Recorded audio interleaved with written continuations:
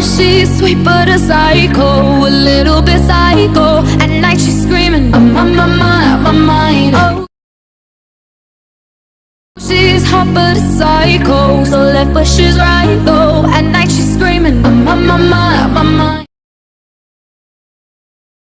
She'll make you curse, but see a blessing. She'll rip your shirt, within a second you'll be coming back for seconds with your play. You just can't help it, no, you'll play along, let her lead you on. You'll be saying no, then saying yes, cause you're messing with your head. Oh, she's sweet but a psycho, a little bit psycho. At night she's screaming, my mind. Oh, she's hot but a psycho, so left but she's right though. At night she's screaming, my mind. Have a cop gun kinda crazy, she's poison but tasty. And people say run, don't walk away. Yeah, she's sweet but a psycho, a little bit psycho. At night she's screaming, my mind. Thank you for watching Jody's Corner.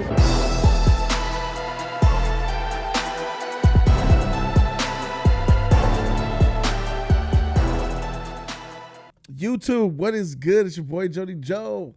We live, baby. Yeah. Oh, she's sweet but a psycho. A little bit psycho. Not a lot, a little bit. What's happening? It's your boy Jody Joe up in this thing. Welcome to Jody's Corner Live. This is gonna be like a like a call out, but I'm gonna do it tomorrow. The official call out show will be tomorrow. Call me out. Welcome everybody. Come on, trickle in. We're gonna do a live video clip. I'm gonna edit this stream, leave it up after I do the video with you guys. First, I want to kick it with the Jody's Corner family first, see what's going on. What's up with y'all? How are y'all doing? Kate Johnson, what's up? Nada. Hello, Nada. How you doing?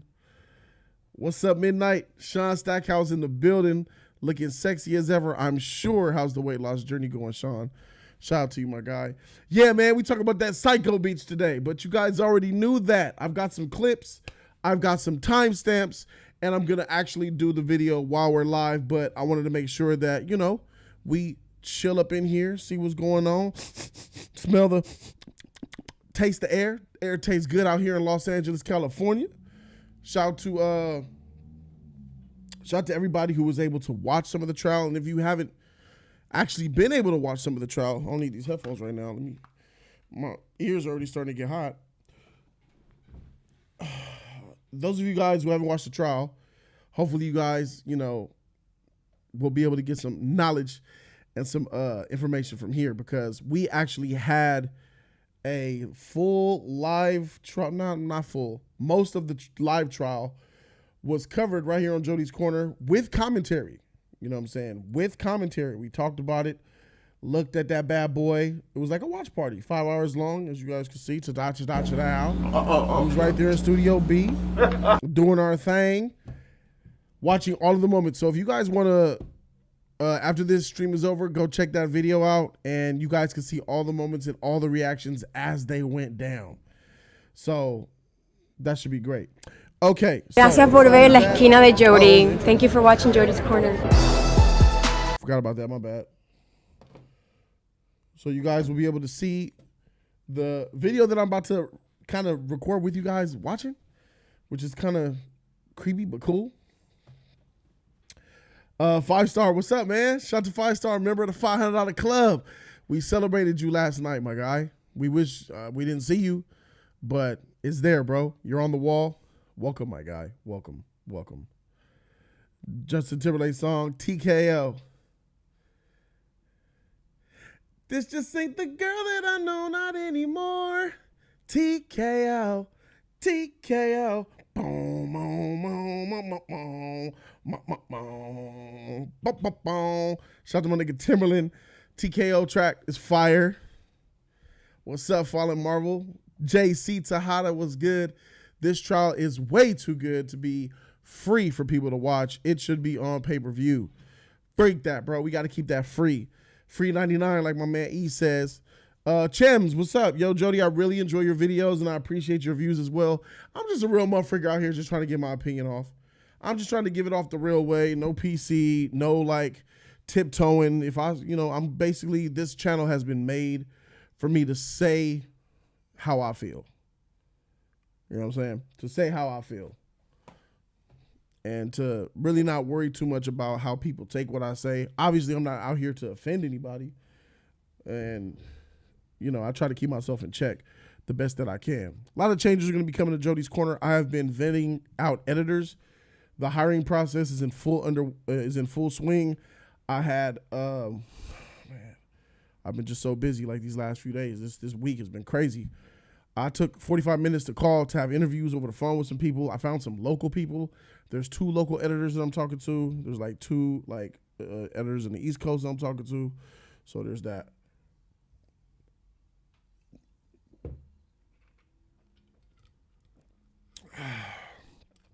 She-Hulk trailer has not been reacted to, nor do I really care to watch that, but obviously I will. But thank you, Chims. I appreciate the love. Mama, what's up, Mama? Mama Libra Scales. Y'all remember her from last night? Great show last night we had. Shout out to my girl Tanya for throwing the deuces at your boy. She chucking up the deuces, but she's giving me pound fists though. So I'll take those pound fists. Thank you so very much. Bernard, welcome, man. Welcome, my guy, Bernard. You got a 2-year sponsorship badge, man. Congratulations, bro. And congratulations to everybody who have diamond platinum badges. It's a fusion of diamond and platinum. Shout out to you guys who have those badges. 2 years in the game, supported me since the beginning of this journey for the most part. And hopefully you guys will continue to support me into my next phase that I got going down. A lot of great things that are coming around the corner for Jody's Corner.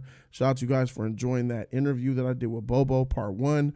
Part 2 is coming your way, I believe, tomorrow. And I have also some other surprises for you guys as well that you guys might like. So as you guys know about the changes of Jody's Corner that we was talking about, you know what I'm saying? I'm going to make those slowly but surely. And I just appreciate you guys being on my team. We're going to do a recap. I'm just letting more people trickle in. But we're going to do a recap of the psychopath Amber Heard and all the bullshit that she has been exposed for today. You know what I'm saying? This has been the best day of testimony by far for me. I haven't watched all the days fully coverage of the testimony like some of you guys have, but like I've always made sure that I watch the highlights and based on everything that I see, bro, like listen, this shit by far was hitting out of the grand slams today. And like I knew it would be, because Amber Heard had to take the stand and actually defend herself, defend her lies, explain the stories. And basically, she ain't got the answers, Sway. And Camille was a catalyst to exposing that.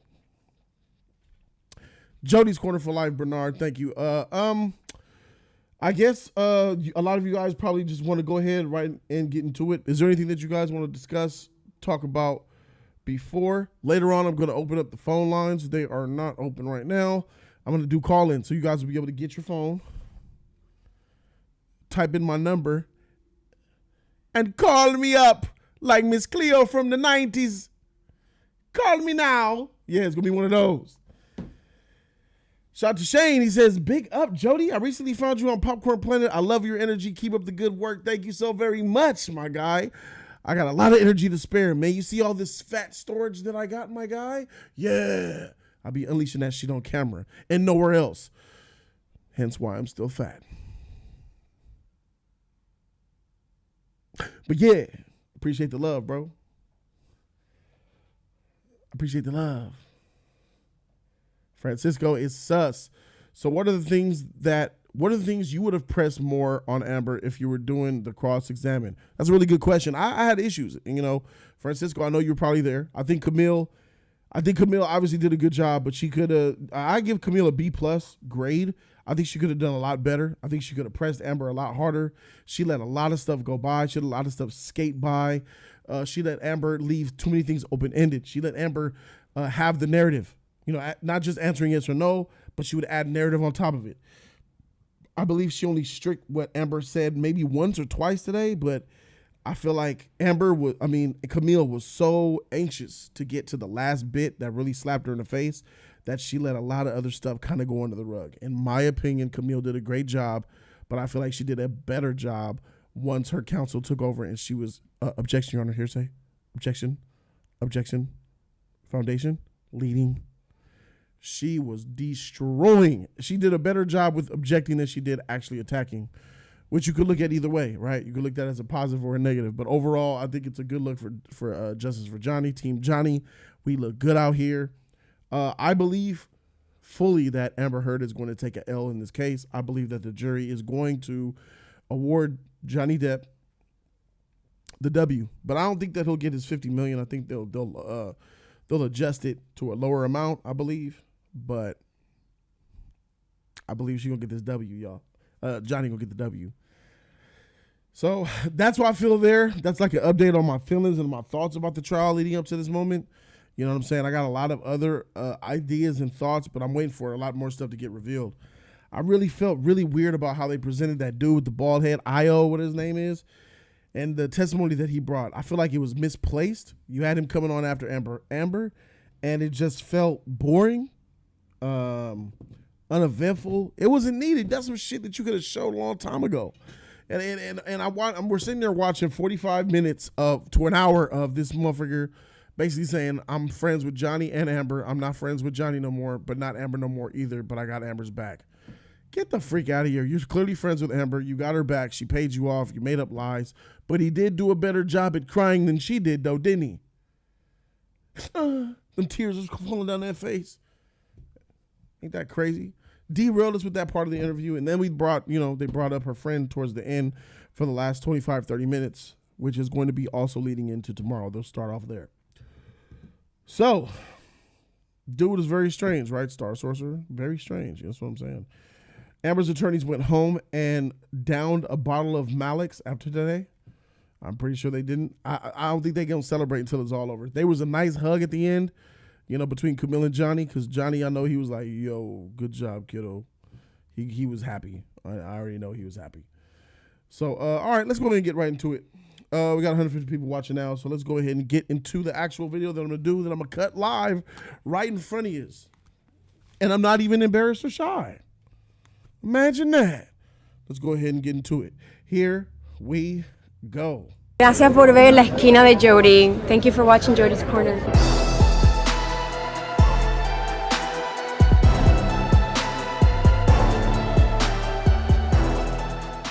YouTube was good. It's your boy Jody Joe. Welcome to Jody's Corner. I am here live cutting this video. Shout out to day number 17 of the Amber Heard versus Johnny Depp trial. I had the benefit of watching it with the code and E-Man. Check out my channel. You guys can see the full coverage of the trial itself, giving the live reaction and commentary. But this is for you late bloomers who didn't have a chance to actually see it, or those of you guys who just basically want to recap to sum up basically what you saw. This is day number 17. Amber Heard is on the trial, and my girl Camille went up there. Dracarys, everything. So we're going to go ahead and take a little trip down memory lane and look at some of these things. We're going to start this show looking at one of the main highlights. Remember when Amber talked about getting the abuse and all that, getting punched, last time I remember, the first time she said that Johnny hit her one time. She smiled, laughed it off. Then he hit her again. She was kind of like frozen and paused. And then she said Johnny decked her hard and knocked her to the floor to where she saw the dirty carpet. Right? Right. Well, Camille has something to say about that. Check this shit out. Focus on the testimony that you gave about the injuries. Mr. Depp, as you testified yesterday, wears rings on every finger, right? Sometimes. Often. And certainly in the later part of our relationship, that was more normal than not. But if he's filming or something like that, of course, he's not going to have his own jewelry on. Your testimony in this trial was... Wait a minute. Just yesterday during the trial, Amber said, I've never known Johnny to not wear rings. He wears rings all the time. Rings on the fingers all time. Put a ring on it. You're never going to see Johnny without rings. But today, Amber's singing a different tune. Like, sometimes Johnny don't be having rings. So listen to this again. Yesterday wears rings on every finger, right? Sometimes. Often. sometimes, often. Certainly in the later part of our relationship, that was more normal than not. But if he's filming or something like that, of course, he's not going to have his own jewelry on. So she brings up, but if he's filming, obviously he's not going to have his own jewelry.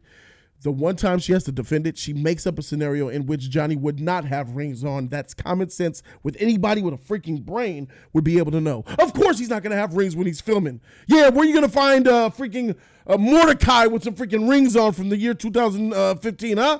Miss me with this shit. Back to it.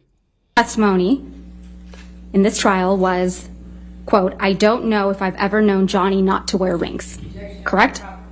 You need to put your microphone on, Miss. Thank you. And the judge constantly reminding her, put your microphone on, put your microphone on. I mean, some of the stuff is absolutely ridiculous from today.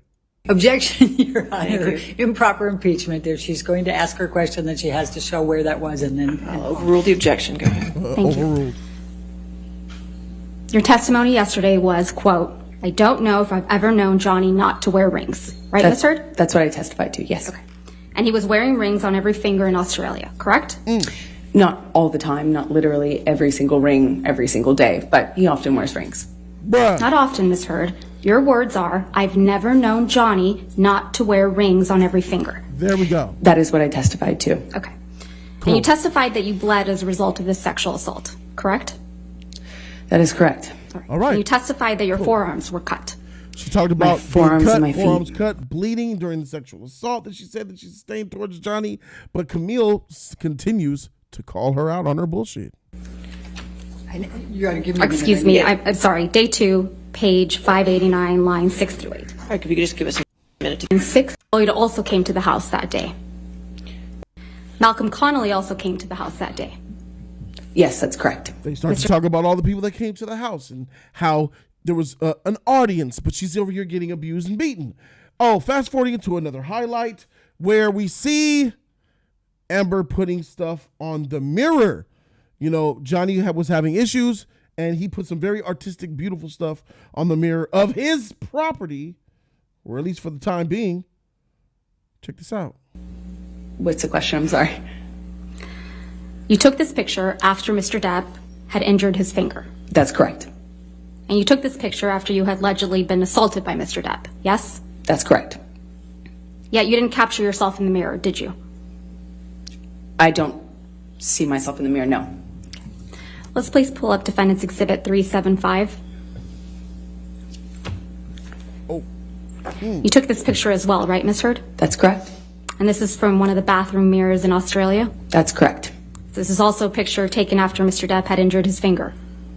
That's correct. And this is also a picture taken after you had allegedly been assaulted by Mr. Depp.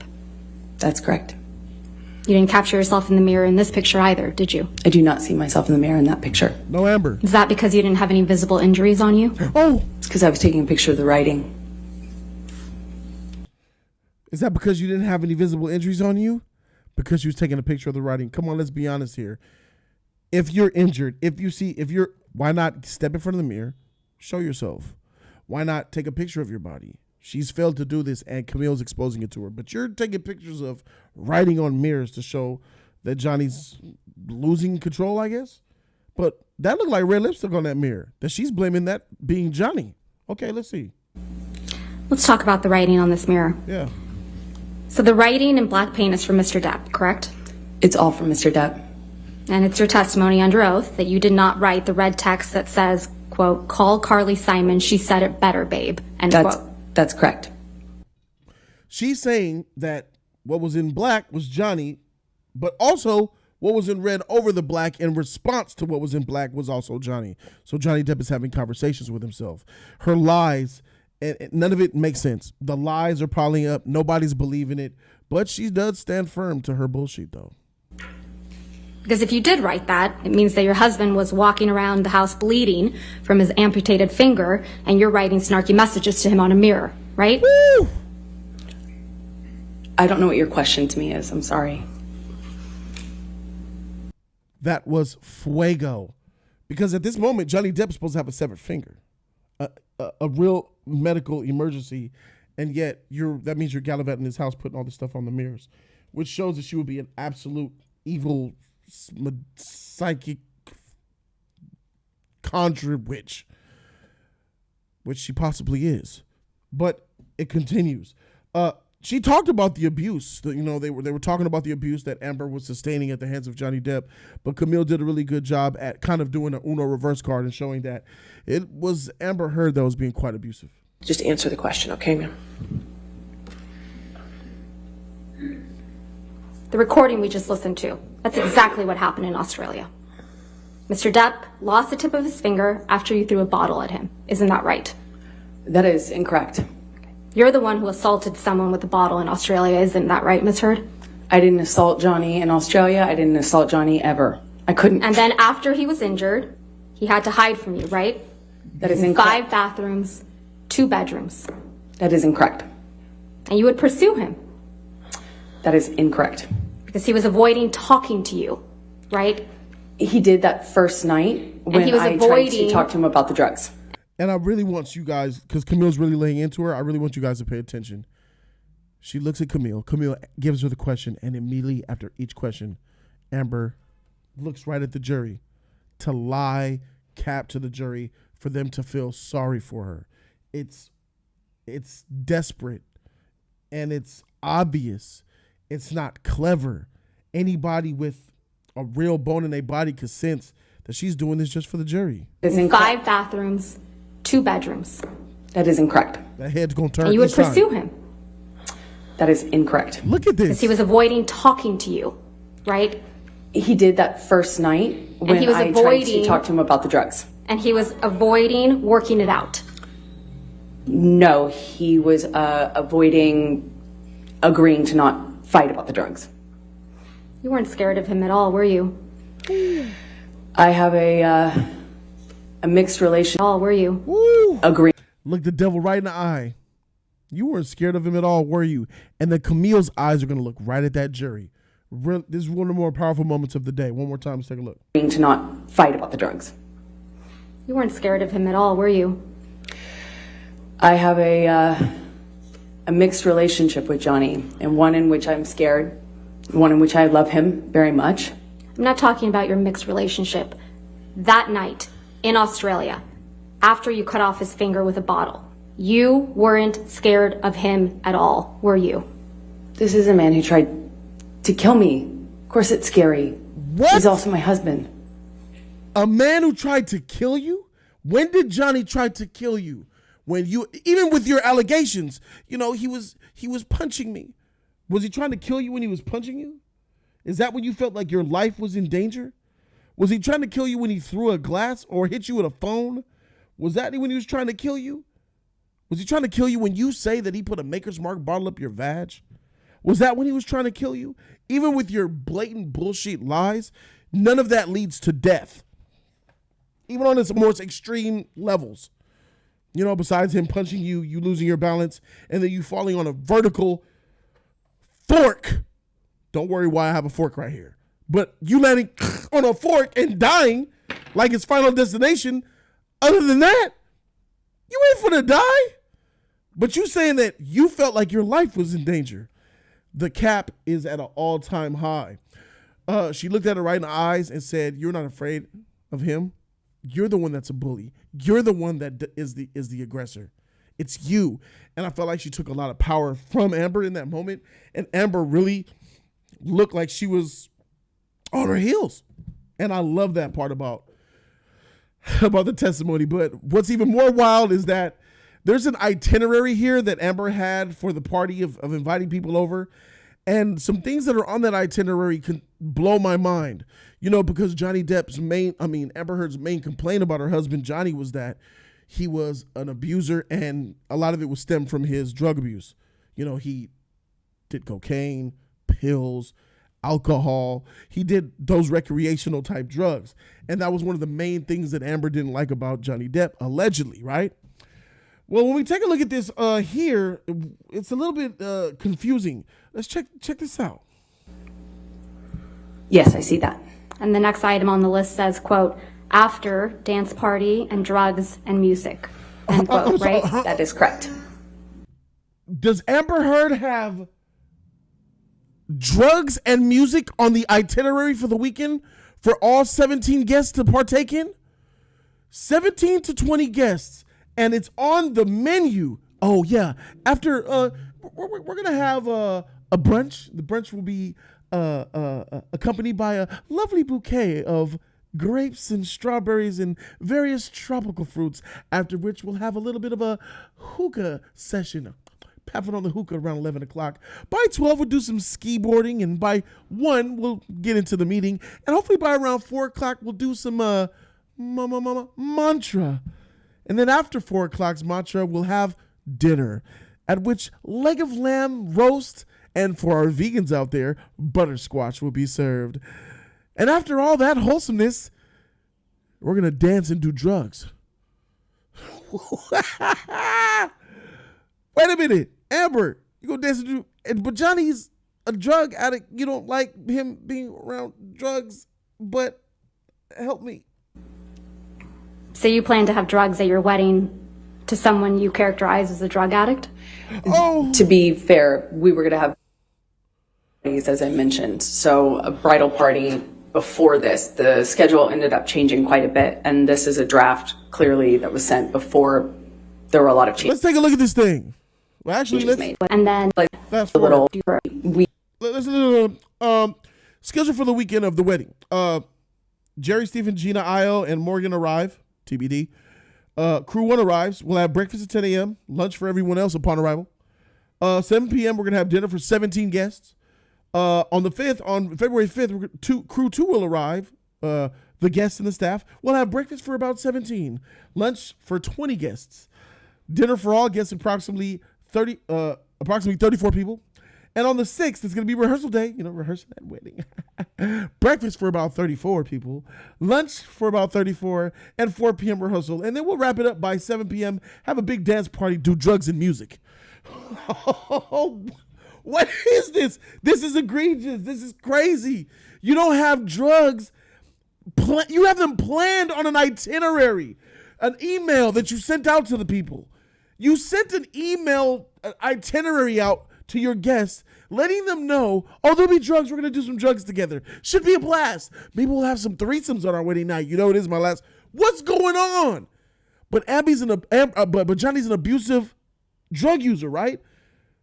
Why would you trust your husband and have scheduled drug sessions with him when you're worried about his drug intake? The truth of the matter is, all y'all are some freaking cokeheads.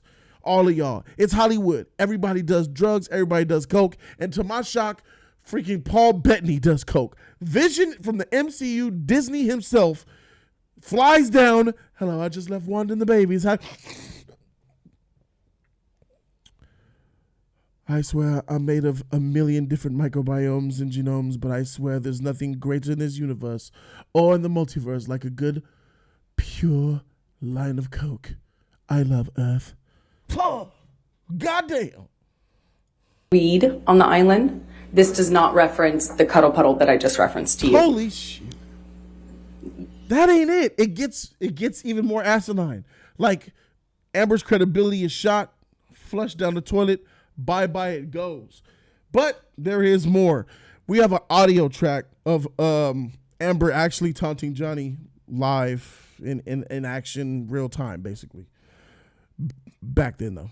Presents, your fucking goodness, your sweetness, all the lies. I wish I hadn't bought into the months of you being you. I wish I hadn't bought into the promises. I wish I hadn't fucking thought I could have kids with you. You're a fucking kid yourself. I wish I hadn't bought into any of the lies you sold. Talk about fake bill of goods. You're the biggest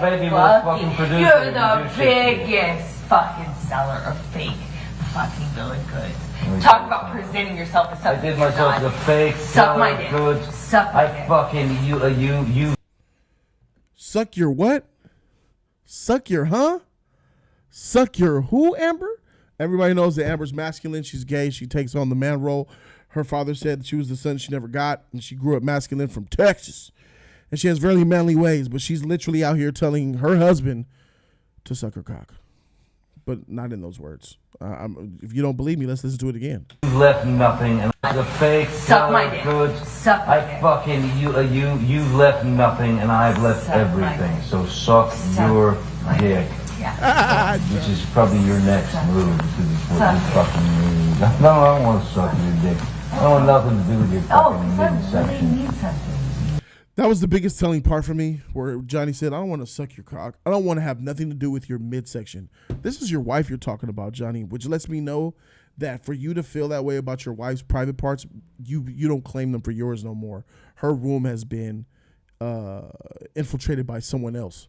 It's no longer your place, your comfort. Those goodies are no longer yours. You think Amber's cheating on you. I believe that Amber's cheating on you. We all believe Amber's cheating on you. And you know it. That's why when you talk about her goods, which are supposed to be your goods, you talk about them in the third party, because you don't no longer claim them for yours, and that's really sad. And that hurts my feelings. As someone who's been cheated on before, multiple times, it hurts. We'll go get it, man. Because I need something. Go on. Huh? Fucking fuck yourself. I No shit, I don't. Suck it. I don't want to. I don't want to. It's gonna be all me, yeah. No, it's not really true, Amber. Actually, it kind of is. It kind of is? What are you talking about? You doing some Oh, is it? What is it? No, I'm sure Rochelle's available. Call her up. I'm sure she's available. Maybe she is. But I'm sure she is. we'll see. I'm sure she is. I'll let you know. Oh, I'm sure she is. For her yoga blog. That fake laugh. That fake laugh is too much to take. No, I'm sure she's. That fake laugh is so disgusting. I'm sure she's great. I'm sure she's great. I'm thinking that you've been giving me some of the best performances in No, the no, you're right. I don't. It's all about performance. Well, Amber, I don't regret. I don't regret. Oh, what else? What else that you do? Oh, come on. Come on. Lay it on me. What else? What else other things do you want to add? You fucking life piece of shit. What? Oh, no, I want to know. I want to know. Get out your Ubers out. I'm kind of waiting. You go get it. Yeah, I'll be in the Wait, is there no other place for you to run in your 15 other houses to go run? Come on, go be a real married man. Go deal with your shit the way that a man does. Go run to the next house. Every man does. Yeah, go. Run away. I know it's hard to look at yourself. Fucking ridiculous plan. It's hard. Panic fucking plan. It's hard. It's hard. Screwing everybody else over to get You're your right. fucking. I tried. That's what I do. You're the most spoiled fucking brat. And you got everybody out here almost full, but it don't last long. You're right. I'm sorry. You're right. You got to figure it out. You don't have. Figure out what you have to offer as opposed to going out and get your hits out. You're right. That's what I do. Well, yeah. Okay. Sinister, calculating, cold, chilling, evil. Evil sea witch wrapped in a beautiful embryo body warframe skeleton that is rotting by the hour. All I think about is this. Boys, that was a close one. Too close. Amber! A little tramp. Oh, she's better than I thought. At this rate, he'll be kissing her by sunset for sure. Well, it's time Ursula took matters into her own tentacles. Triton's daughter will be mine. And then I'll make him writhe. I'll see him wriggle like a worm on a hook.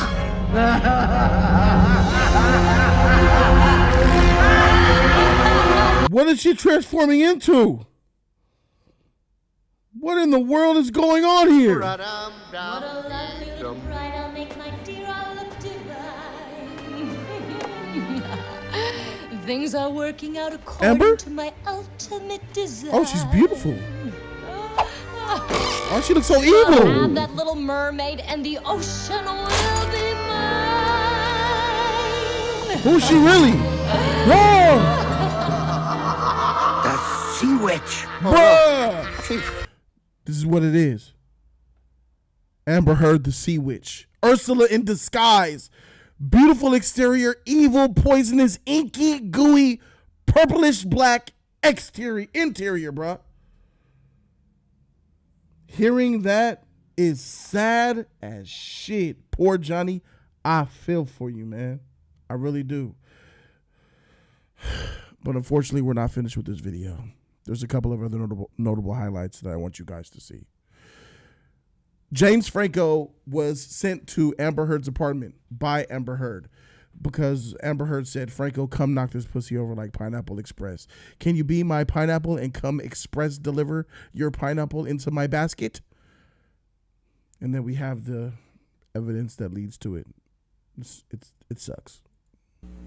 You testified yesterday that you sought a temporary restraining order on May 27th, 2016 because you wanted to change your locks. Do you remember that testimony? Yes, I do. Those locks were to the penthouses at the Eastern Columbia building, isn't that correct? That's correct. But you changed the locks to the penthouses on May 22nd, 2016. I attempted to. Oh, so Amber Heard changed the locks. So Johnny didn't have access to the apartment. I wonder why she would do that. Go on, Camille. That's why you felt comfortable having James Franco over the evening of May 22nd, 2016, Ms. Heard? I do not know when James came over. Okay, let's remind you. Can we please pull up Plaintiff's Exhibit 304, which is already in evidence, and play trap card from 254 through 439? Oh, shoot. Oh, is that the elevator to the apartment? Okay. Amber, she's probably going out for some late night soup or something like that. Going to check the mail in the lobby. That must be what this is. It's 10:56 at night. I mean, surely, Johnny pays for this place, No other man's going to come over. Video surveillance in the elevator. Okay. Simple. She's taking an elevator trip downstairs. That's all that is. Nothing to be worried about or concerned about. It's not like she's hiding her face or anything. Okay. She exits the elevator. She's in a nightgown with no socks or shoes on. Looks very not a business meeting at all at this time of night at all. That's weird. What happens next? She's going to come back with her envelopes. I'm pretty sure she's going to come back with the mail, ladies and gentlemen. It's got to be the mail. She's going to have envelopes in her hand because, it's almost 11 o'clock at night. Oh, who's that guy? Why is he hiding his face? Oh. It's James Franco. She's laughing. She backs up to hide herself. Oh, no.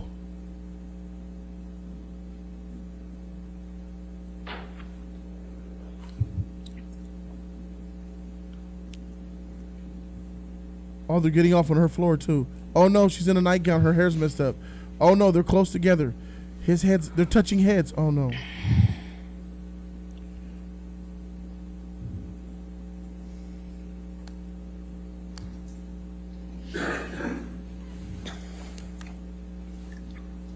That's you and Mr. Franco on May 22nd, 2016, right, Ms. Heard? That's correct. And you're taking him up to the penthouses, aren't you? That's where I lived, yes. And it's past 11 p.m. at night, isn't that right? I'm not quite sure of the time it looked like that. It's midnight, right? It's almost 11 o'clock at night. Exactly. 21, 2016, didn't you? Almost 11 o'clock at night. Exactly. Okay. You knew Mr. Depp was out of town the week of May 21, 2016, didn't you? Not only that, but Johnny Depp was out of town, and Amber Heard knew it. She planned it. Unfortunately, this is the thing that a lot of women do who are out there cheating. There's a lot of husbands out there working to make a hard living, bringing home the bacon, and while they're out there getting that bacon, their wives are at home scheming, plotting, doing some shady shit like this for the streets, planning a schedule when you're going to be in and out of town so they can do stuff like this. Unfortunately, that's the case for some people, and this is one of those cases. I don't know what I knew of his schedule at the time. You knew Mr. Depp was out of town on May 27th when you went to get the domestic violence restraining order, isn't that right? I don't know if I knew that at the time. You knew Mr. Depp was heading out on a European tour that week, isn't that right? I'm not quite sure what I understood of his schedule at that time. You knew he wouldn't be back for weeks, right? No, that's incorrect. Let's go back to that recording. And Amber sitting here on the stage. I wish Camille would press Amber more here. I'm a little bit disappointed. I wish she was winning a little bit harder and not let Amber wiggle away on some of the things. I think that she could have grilled her and destroyed her even more had she had the opportunity and the chance to. That's just how I feel about it. Moving on right along. She mentions the bruised kid. Camille is a savage. Ms. Heard, this is another photograph of you taken inside the courthouse, isn't that right? That is correct. Were you having a photo shoot inside the courthouse while you were getting a DVRO? I would not characterize it that way. DVRO, domestic violence restraining order. So as you're in there, you have bruises on your face, and Camille's going to come out and just say what she thinks. Ms. Vasquez. You have a mark on your face, right, Ms. Heard? Yes. You didn't use your bruise kit this time to cover it up? No, it was the only day I actually walked out of my house without makeup on. I had to be stopped. My best friend saw me in the bathroom starting to put makeup on and told me not to. Blatantly called that thing a bruise kit by Amber's own admission, though. And then we get to the point where it's just an amazing slew of objections because her lawyer has to get up and try to defend Amber and make her look good. And her lawyer just can't. She's a terrible professional. This lawyer should never get work again. Public defenders are going to have better dinner tables than her. They're going to be eating because this lawyer completely dropped the ball. And I don't fault her as much, but god dang, it was like Camille was taking her to law school 101. Party, go and pull all relevant documents from those devices, which I handed over. Do you know how many were handed over? Hundreds of thousands, I believe. Maybe. Objection, Your Honor. Lack of foundation. All right, I'll sustain the objection. Next question. Sustained. And what, if anything, did you produce to the plaintiff Look at Camille's face. in connection with your consultation with an ENT specialist relating to your nose? Objection, leading, Sustained. foundation, hearsay. What if anything? It's not the cure-all. It's sustained. It's not the cure-all, it's sustained. The judge is even like, oh my God, what do you know about law? Shout out to the raid coming through from Nerd When Report. did you see an ENT specialist? 2000 and... As a result of that consultation, what did you learn about your nose? Objection, Your Honor. Hearsay. Objection. I'm not asking her to tell what they said. No, I'll sustain the objection. Look at the lawyer. Look at the lawyer. Look. Look. What, if any, production did you make to the plaintiffs of your medical records with the ENT? Objection, Your Honor. Lack of foundation. Do you know whether the records, medical records? Oh, sorry, Natasha, thank you for the donation. We're live. We're going to add this to the end of the clip, though. Oh, my goodness, she can't even speak. When you are putting up a defense and you're objecting to that counsel's bullshit so bad that she can't speak, that's a W in itself. From your EMT were produced in discovery. Objection, Your Honor. Lack of foundation calls for speculation. I'm I'm asking. overruled if she knows. Thank you. Yes. Okay. And do you recall? I'm trying. Wait, what? What was that? What are you doing, lawyer? I'm trying. You don't see the... I'm trying to defend this bitch. God dang, there ain't nobody. I'm trying how to make this bitch, this evil sea witch Ursula, look like a saint. But god dang, it's so hard to make her look like a saint when she's really this. Soon I'll have that little mermaid and...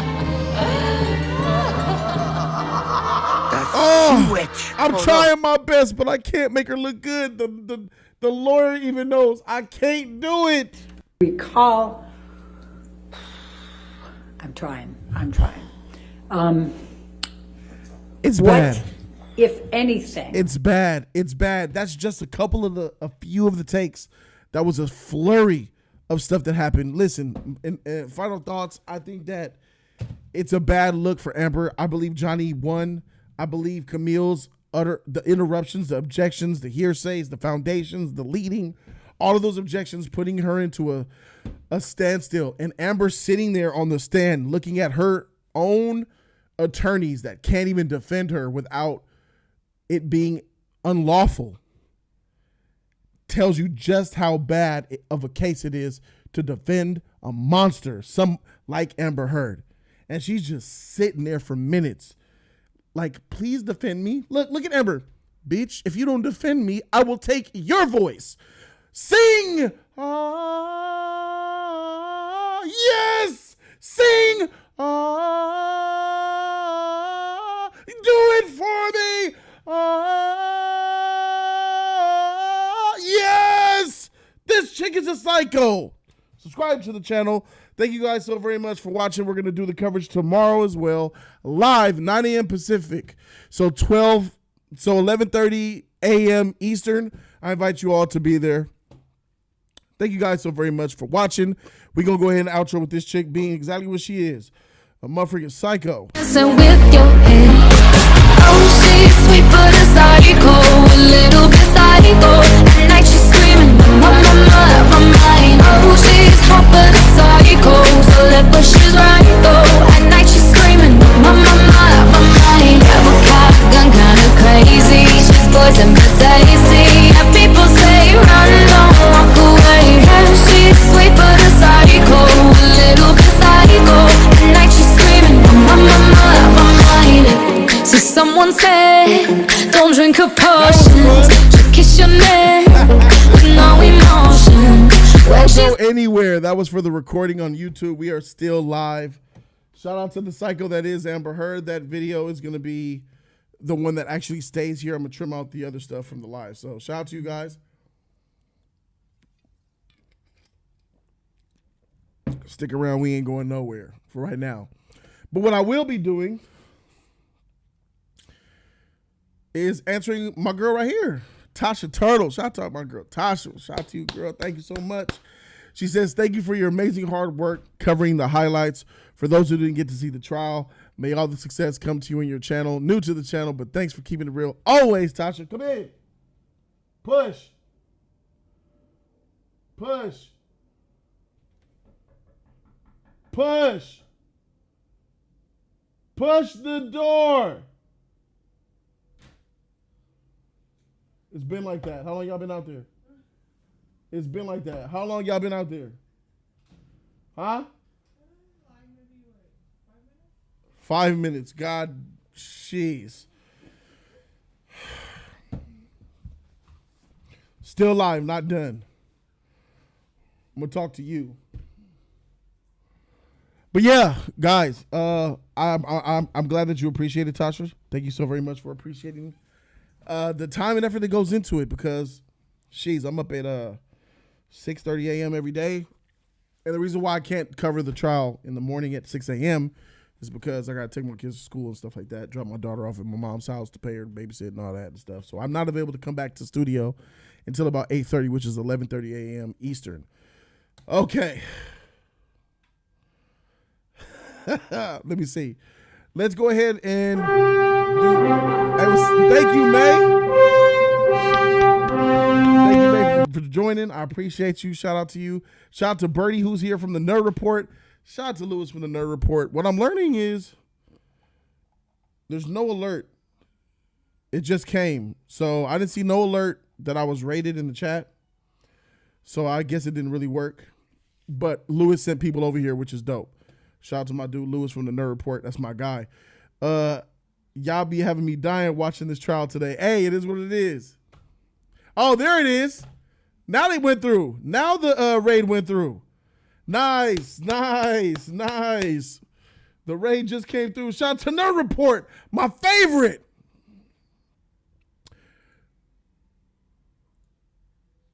There it is, Nerd Report. There it is. Welcome, everybody. Welcome, everybody from Popcorn Planet and from Nerd Report.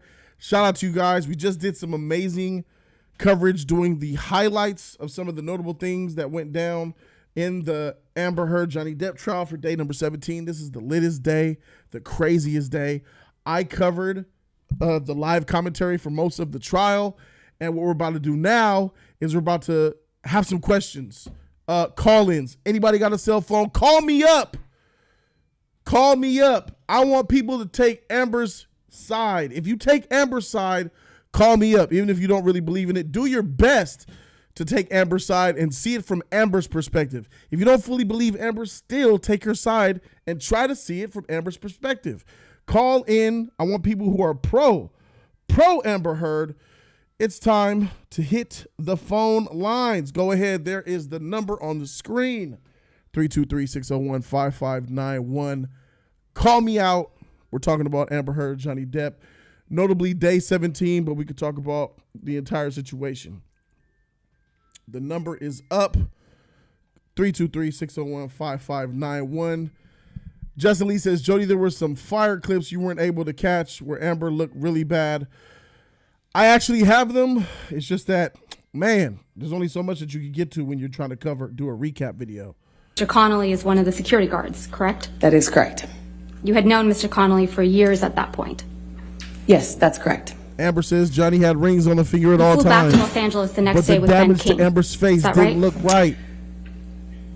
Amber had damage to her face that was the equivalent of getting slapped with a wet rag. But she said that Johnny Depp punched her 3 times. The first time, 3 times, always has rings on his finger, but you ain't got no swelling, no cuts. You ain't got no extensive damage. I even had a subscriber call in yesterday who said he was punched with a guy that had 1 ring and he was leaking. As a matter of fact, I think I still have that image. He was comfortable enough to share the image with me. Here he is. This guy right here called in yesterday and says that he was punched by a guy with 1 ring and he was wrecked. Here it is. There it is. That's with 1 ring. A ring will puncture the skin. Multiple rings will do even more damage, rupturing the skin, causing more blood, more swelling, more redness, bruising, just that much more damage. It's cap out here, y'all. Bernadette.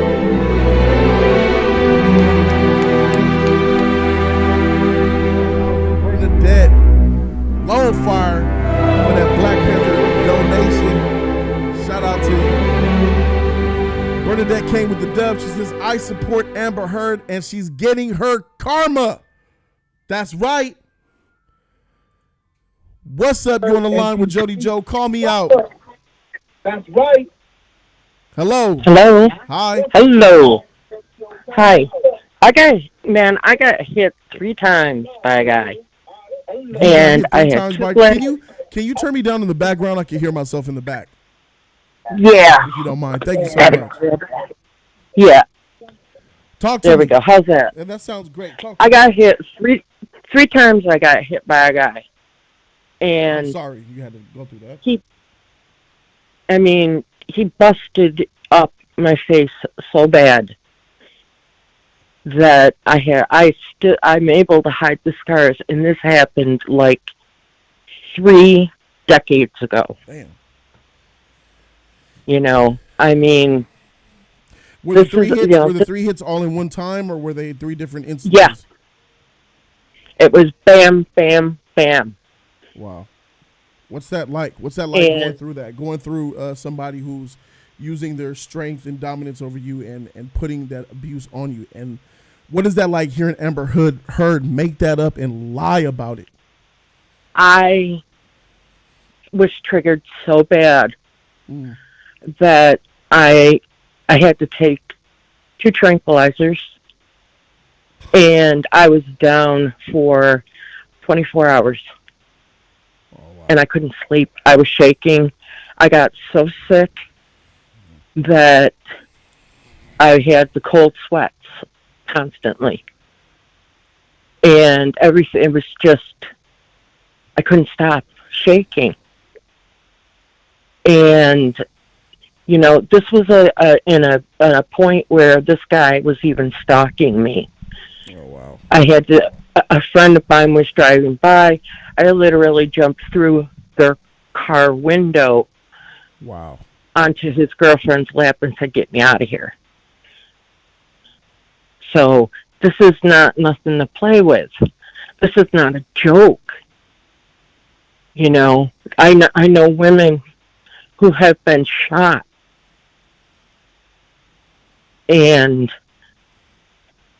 it was a guy that she had broken up with, and he went to her apartment and just shot her. You know, and these things are nothing to play with. This isn't a game. And she is a disgrace. How are you now? How's your mental state now? I don't know how many you said this was years ago.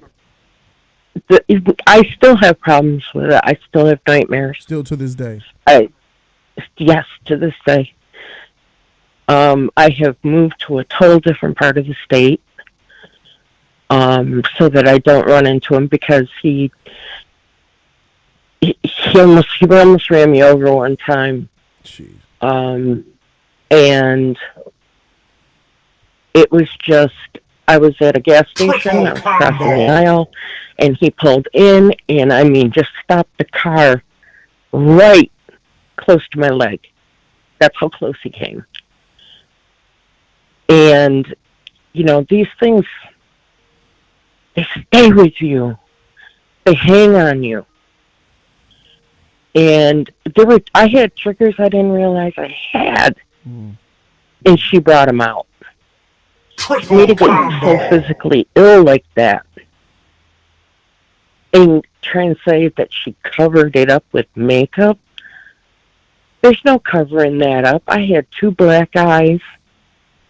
My teeth literally went through my lip. Oh, wow. I mean, thank God it was right on the line of where your lip changes color. Mm-hmm. And so when it healed, the scar I was able to minimize the scar. How well did you do when you said you had 2 black eyes? Amber had a black eye that I believe was put there by her bruise kit, but I'm sure you tried to cover your black eye with makeup. Is that fair to assume?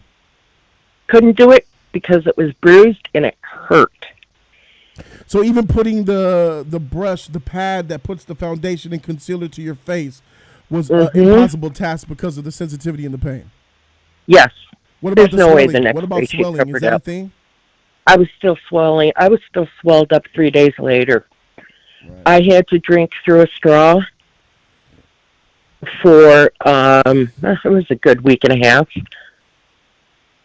By the way, what is your name, man? If you don't mind me asking your name.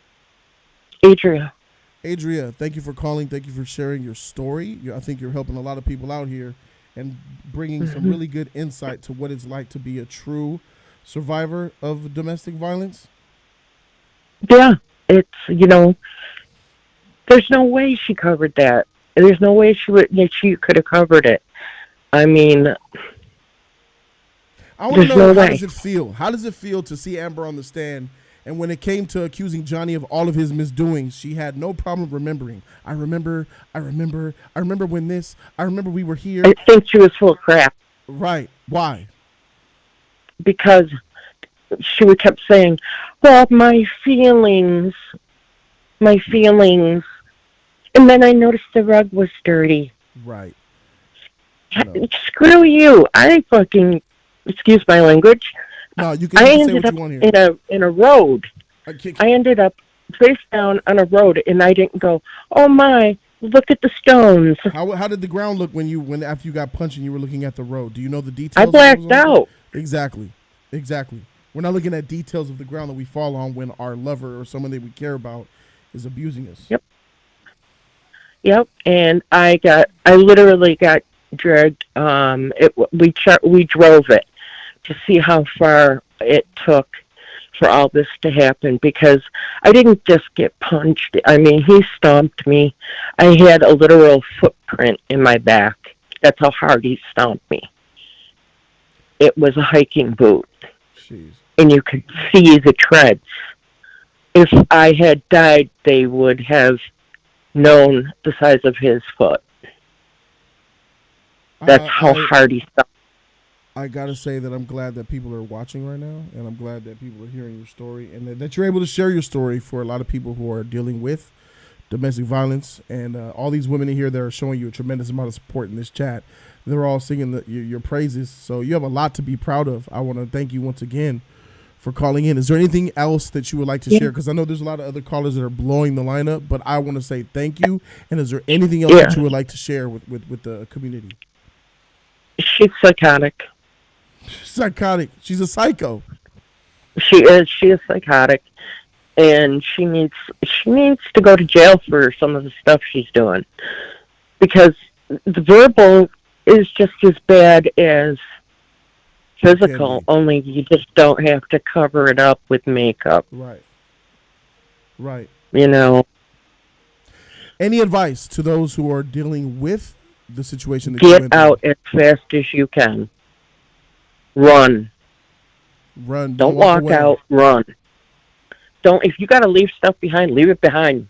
Those are just things. You can replace them. Get away. Everything's replaceable except your life. Thank you so much for your wisdom. Thank you. Thank you for being there. Feel free to call in some more, because we're going to do this show a couple more times this week. Thank you so very much. Okay. Thank you. Take care. Welcome, y'all. Welcome. This is Jody's Corner. Talk to me. Hi. My name's Ashley. Hi, Ashley. I started struggling with multiple different types of abuse. Domestic abuse, sexual abuse from the age that I was 2. And some of those people who did abuse me, I have scars on my body that has never left me. Amber has talked about these scratches, these scars from Johnny, these bruises, and yet if you look at her skin, it looks flawless. Not a mark on it. I have burn marks from when I was like 3 years old that still haunt my body. When my partner brushes over it, he'll ask me, what happened here? And then I fall apart. And there's times where he will want to touch me and just hold me, and I can't even let him comfort me because of the abuse that I've endured. And sometimes we'll have moments in the abuse that I've endured too triggering. And sometimes I also struggle with complex PTSD, and I've had to be put on medication, and I struggle with things like borderline personality disorder, which they have stated that Amber has, and it's really, really, really hard and infuriating to hear her on the stand stating all these claims lately and everything, and then to have these medical diagnoses out there as though it's like a fallback plan that she can say, oh, well, I endured this abuse, this is why it's okay. And one thing about having borderline personality disorder, it's that extreme fear of abandonment, and it makes you want to, and then the only way I know how to state it is, if you feel like you're about to be hurt, you want to leave the situation first. Like, at least with me and my partner, we'll have moments where we get into really bad arguments because I no longer have that way of knowing how to safely communicate. And so if I feel like he's going to leave, I'll say I'm going to leave first as a safety mechanism, because I want to save myself from the pain before he can cause the pain, if that makes sense. And I have gone to therapy, and we have come to terms on how to better talk to each other and handle those situations. But I feel like in this sense, it was like Amber left, or she knew everything was falling apart, and her way to save face was, I'm going to hurt him out and to depress before he can do it to me. And it really is disheartening to see, because borderline personality disorder is a really hard disorder to live with, and it gets a lot of bad raps already, and people have made a lot of work to try to combat that, because it's not, your disorder is not an excuse to be a shitty person. Excuse my language. Right. Ashley, and how old are you? I'm 22. I gotta say that I could hear the emotion in your voice, and it's. I'm shaking. I can tell this is a really big moment for you, and I want to say that I'm proud of you. You're strong as shit for coming here and saying this, and you're doing great so far. So relax, take a breath. There's no judgment here, and you'll learn about me and Jody's Corners that we keep it 100. And I would like to say that I'm proud of you and I commend you. So you're 22 years old. You had the strength to come in here and share some really intimate things. And you have a boyfriend? You said you're in a relationship? I've been with the same person since I was 14 years old, and we have a 2-year-old she'll be 2 in September. So y'all been together 8 years, and you have a 2-year-old. That's a blessing right there. Oh yeah, I almost died giving birth to her.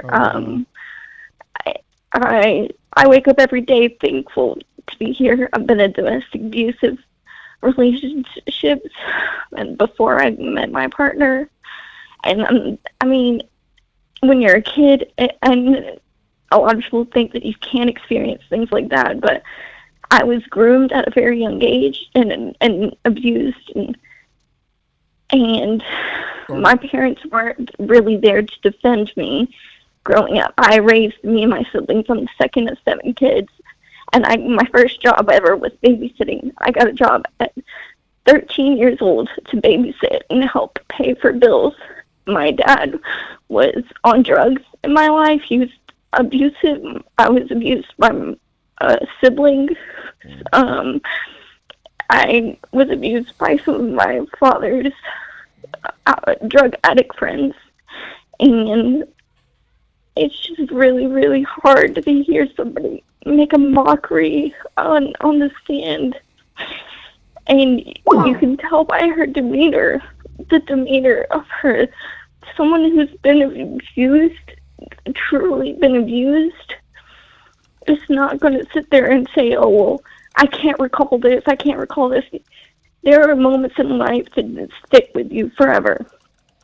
And there's things that can come back and trigger you. For me, I wasn't able to speak about my abuse for a long time.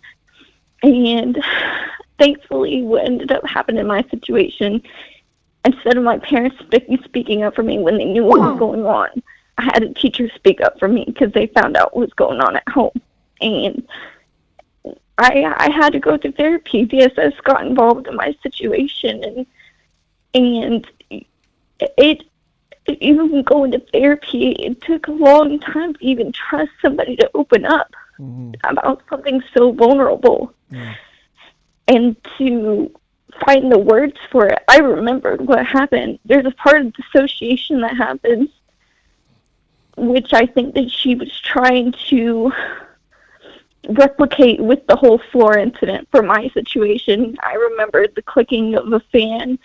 You had the pull strings, and the fan we had what happened with me, the strings used to click against the fan. So now to this day, I'm 22 years old, and I still cannot listen to strings clicking on a fan because it brings me back to memories, and I have night terrors over it. There are certain things that happens that sticks with you, and it triggers you, and you'll never be able to forget it. There's dissociation, but you still remember what that feeling is like, and it takes over. It's a physical response in your body, and you cannot help it. You see it all over yourself. Other people see it and they feel it because it's real. She does not have that. She's aggressive, if anything, with her demeanor, and almost like she's scoffing at a real survivor. Do you feel offended by Amber's actions? Do you feel like she's like mocking, scoffing at you personally? I feel like she is mocking survivors. I feel like she is scoffing at real victims like Johnny. I feel like she views us as weak and like something she can just put on a show and replicate because we're so easy to replicate. It's not that simple. And I also think that she makes having borderline personality disorder so much harder because all of the work that people have done to better themselves who actually live with this disorder and who understand that it is not an excuse to be a hateful and manipulative person, an awful person just in general. It's people who have done the work. She's trashing it and ruining all of it.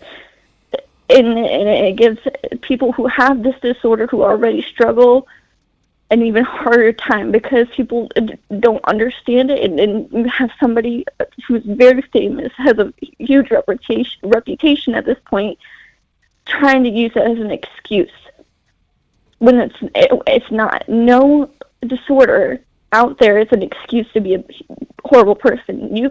There are resources out there, even if you can't afford therapy. There is online resources where you can do the work to find out more about your disorder and find ways to healthily communicate and find healthy ways to regulate your own emotions and put in the work. She has no kind of self-reflection, and it's just a mockery and a fallback plan in my eyes, and it is truly disheartening. You have a lot of work to be grateful for. I'm listening to your story. 8 years with your boyfriend. You have a beautiful daughter who you said is 2, right? She'll be 2 in September. Yes. She'll be 2 in September. And I want to say, did therapy help your situation? Therapy helped, but this is the thing with therapy. You have to put in the work. You have to continuously make the decision and make the effort to follow through with the therapy, because therapy can only take you so far.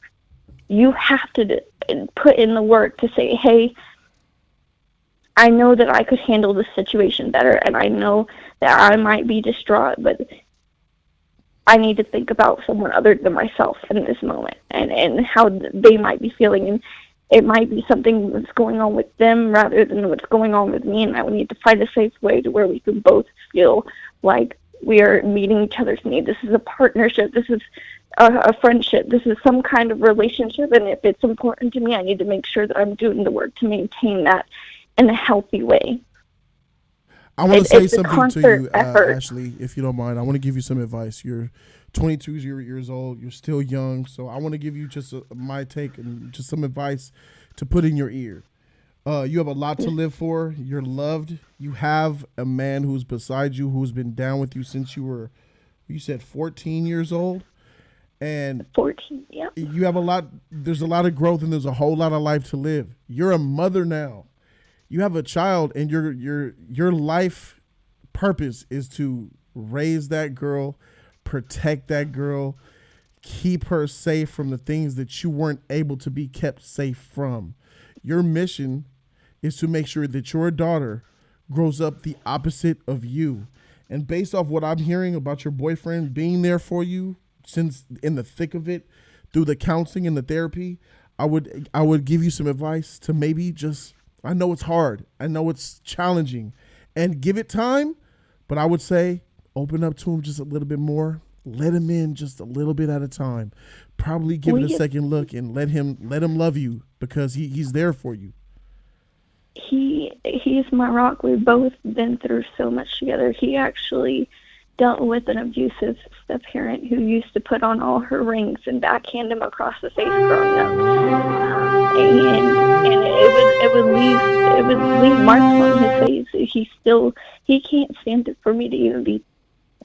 Sometimes it's hard for me to touch him in the face because it's really triggering for him. Oh, wow. We both have our issues, but we both can make the effort to every day wake up and communicate, hey, I'm having a really rough day, and I need a little space, or I need you to be a listening ear for me today, or it's a constant effort. And we both have talked about when it comes to parenting, not only protecting our daughter's physical well-being, but also doing the work to make sure that she understands that we're here for her emotionally and mentally as well, and how to take care of herself as far as emotional regulation and understanding how to communicate and healthy coping skills and stuff like that. You already know. It's a constant effort of bettering ourselves, looking for the resources and the knowledge and how to make and maintain healthy relationships. And like I said, I struggle with borderline personality disorder, so it's no excuse for her to have it and be treating people this way. it's not. And I really hope that they do not try to use that as a fallback plan in this trial, because it is going to do so much damage for the people who do struggle with it, because it's one of the hardest disorders to live with, because people think commonly that we're just trying to be manipulative or just awful human beings, and it's not. It's not that. It's not an excuse. Mm-hmm. It's not. It's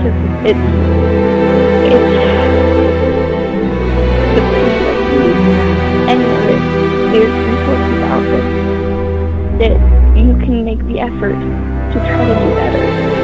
And in this case, she's just trying to build one line after another. And I really hope that justice is served in this situation. Justice will be served. I just want to give you some positivity from this chat. Nada says, you and your future hubby, if not already, bonded by trauma but growing in love. Catherine wants to tell you that you're strong because you're doing everything right. You're strong. You're powerful. You deserve the positivity that we send. We send you the love. Amber Heard will not get better because she's ignorant to her issues. Those are just a couple of comments, but I also want to ask you a couple of things regarding the Amber Heard stuff. So as a survivor, a continuing survivor, because it's not just about what's happening to you currently, it's a healing process that lasts years, sometimes decades. So as a current survivor and surviving, what is it like when you see somebody like Amber Heard and her inconsistencies? Do you see anything in Amber that is the signs of somebody who's actually being abused by her husband? No, I honestly think that there's too many inconsistencies from the bruising, from the demeanor of her on the stand, from the scoffing side remarks, and the fake shuddering. You can usually tell when someone's actually shuddering from like sheer fear or like a recollection or a trigger, versus someone who's trying to force that. And she really does look like she's trying to size Johnny up in a lot of the looks that you can catch here and there, and it feels like a big show, to be honest. It really does. When you truly see a victim, as I've said previously, it's a physical response when they have to recollect and talk about their trauma. Some people can literally shut down, and others have an emotional response, like physically all throughout their body. And she is as cool as a cucumber throughout talking about it, and it's the different details that she can recall just don't make sense, and the things that she doesn't recall that she should, as like today when they were talking about the bottle incident, which she couldn't remember whether she was being choked before or after. There's just certain things that, as if she really was a survivor, certain details would stick out. And the other things, like the carpet, would be so minute you wouldn't even remember. Exactly. There's a dissociation that comes with it, but then there's huge moments that stick with you forever, and there's no forgetting that part. And it just, her tone and her body language seems aggressive and scoffing, like, towards Johnny and his team. And as a survivor, I could say, yes, there would be some animosity towards your abuser, but in the way that she's presenting it, it's not, hey, I'm getting justice for myself. It's, hey, I've won. Aggressive in nature and stuff, yeah. Yes.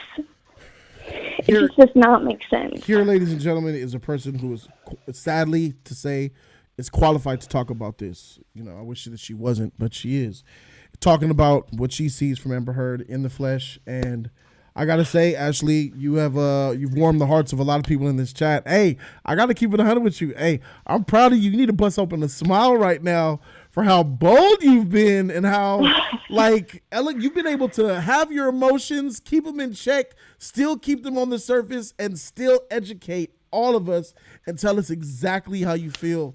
You got nothing but blessings ahead of yourself. You have nothing but, you should be proud of yourself. Just relish it. I'm not happy about what I went through, course but not. I'm happy that I can use what I've been through to help others, and that's what's always kept me going. Is not everybody,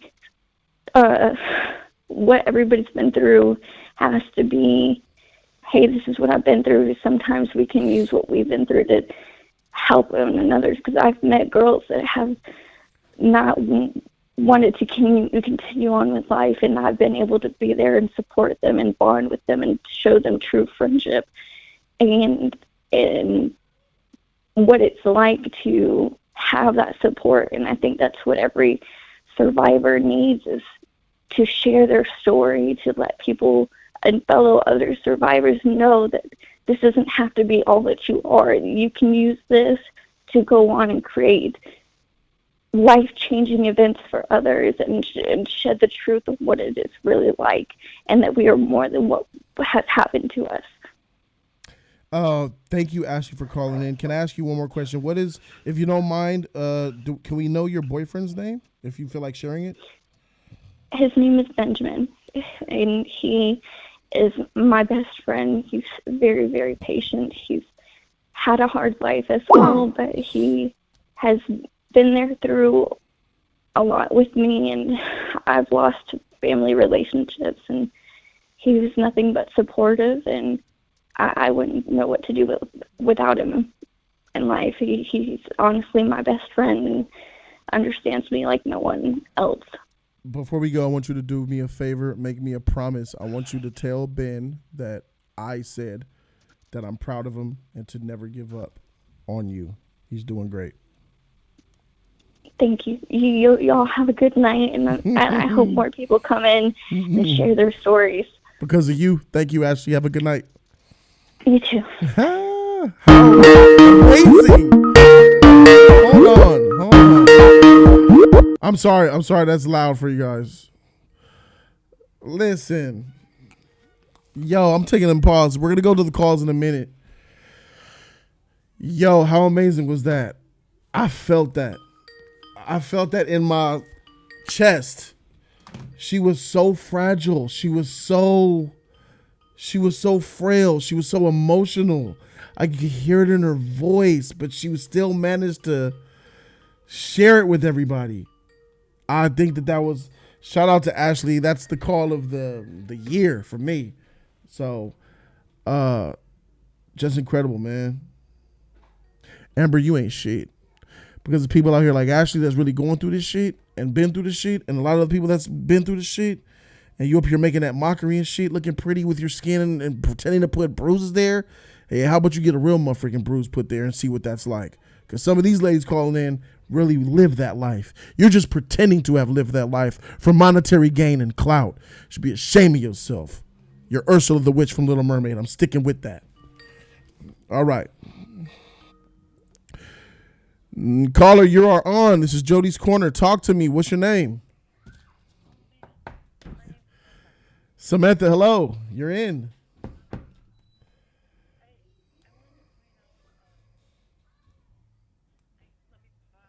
Yeah, the YouTube. You definitely want to mute the YouTube and listen to me on the phone. That's the best way. Great. Johnny Depp, for him to have to relive what he lived as a child, the emotional and psyche trauma that had to have done to him. I'm a survivor of a lifelong of, sexual, all the things that you can see. And I'm currently now going through a divorce of the same type of thing, the gaslighting. Mm-hmm. I've never ever experienced that in my life. Are you talking about what Amber has been showing? Yeah, what she's done to Johnny, Right. that gaslighting. Uh-huh. It was called out to me like 4 years ago by my cousin, and then by my therapist 3 years ago, but I could never comprehend it. And it took a gentleman trying to serve my son child support papers on me, and me having the worst panic attack of my life. It took me 2 hours to actually make it back upstairs. Oh, wow. Sweating, panicking. But I stood up for myself to him. I had to actually took my hands underneath my hands underneath each other. And, it wasn't a sign of aggression. It was controlling the shaking. Mm-hmm. And he berated me for 25 minutes because I refused to accept these court papers. My son's a drug addict. Okay. To the point where, he's trying to hang himself. He's now in treatment now. He's at the top of the list. He's injecting fentanyl and heroin. He's injecting fentanyl? And heroin, yeah. And it was 3 days before that gentleman showed up that I just found out he was alive again after a year. And me telling him that I refused to accept the paper should have been enough. Right? And he kept on. Me telling him that, my son's in treatment, and here's my son's caseworker's name, should have been enough. He didn't accept it. I was proud of myself. I stood my ground with him. But when I shut that door, mind you, this was at 9:30 at night, and I'm 53 years old. Mm-hmm. And by the time I shut that door, I collapsed to the floor. I didn't have any of my anxiety medication. I suffer from chronic PTSD, chronic anxiety, and major depression with, and this sounds bad, but it's called psychotic tendencies, meaning paranoia. How did you get these conditions? Was it from your abuse? Yeah, from childhood on. So childhood. My dad raped me from childhood on us, and then it went to beatings. And when I was married at 16, my dad started sending other men back to my bedroom after my mom left. And, it was relationship to relationship, and this last marriage was the first time that I ever have dealt with gaslighting. And he had this power over me because he kept claiming he was military police, and then he was a police officer around this area, and he had me so scared. The police used to be my friend, When I would be beat up, I would call them. And he had me so terrified. And now he moved out. What happened last fall reminds me so much of what Amber was setting up with Johnny. He set me up so bad.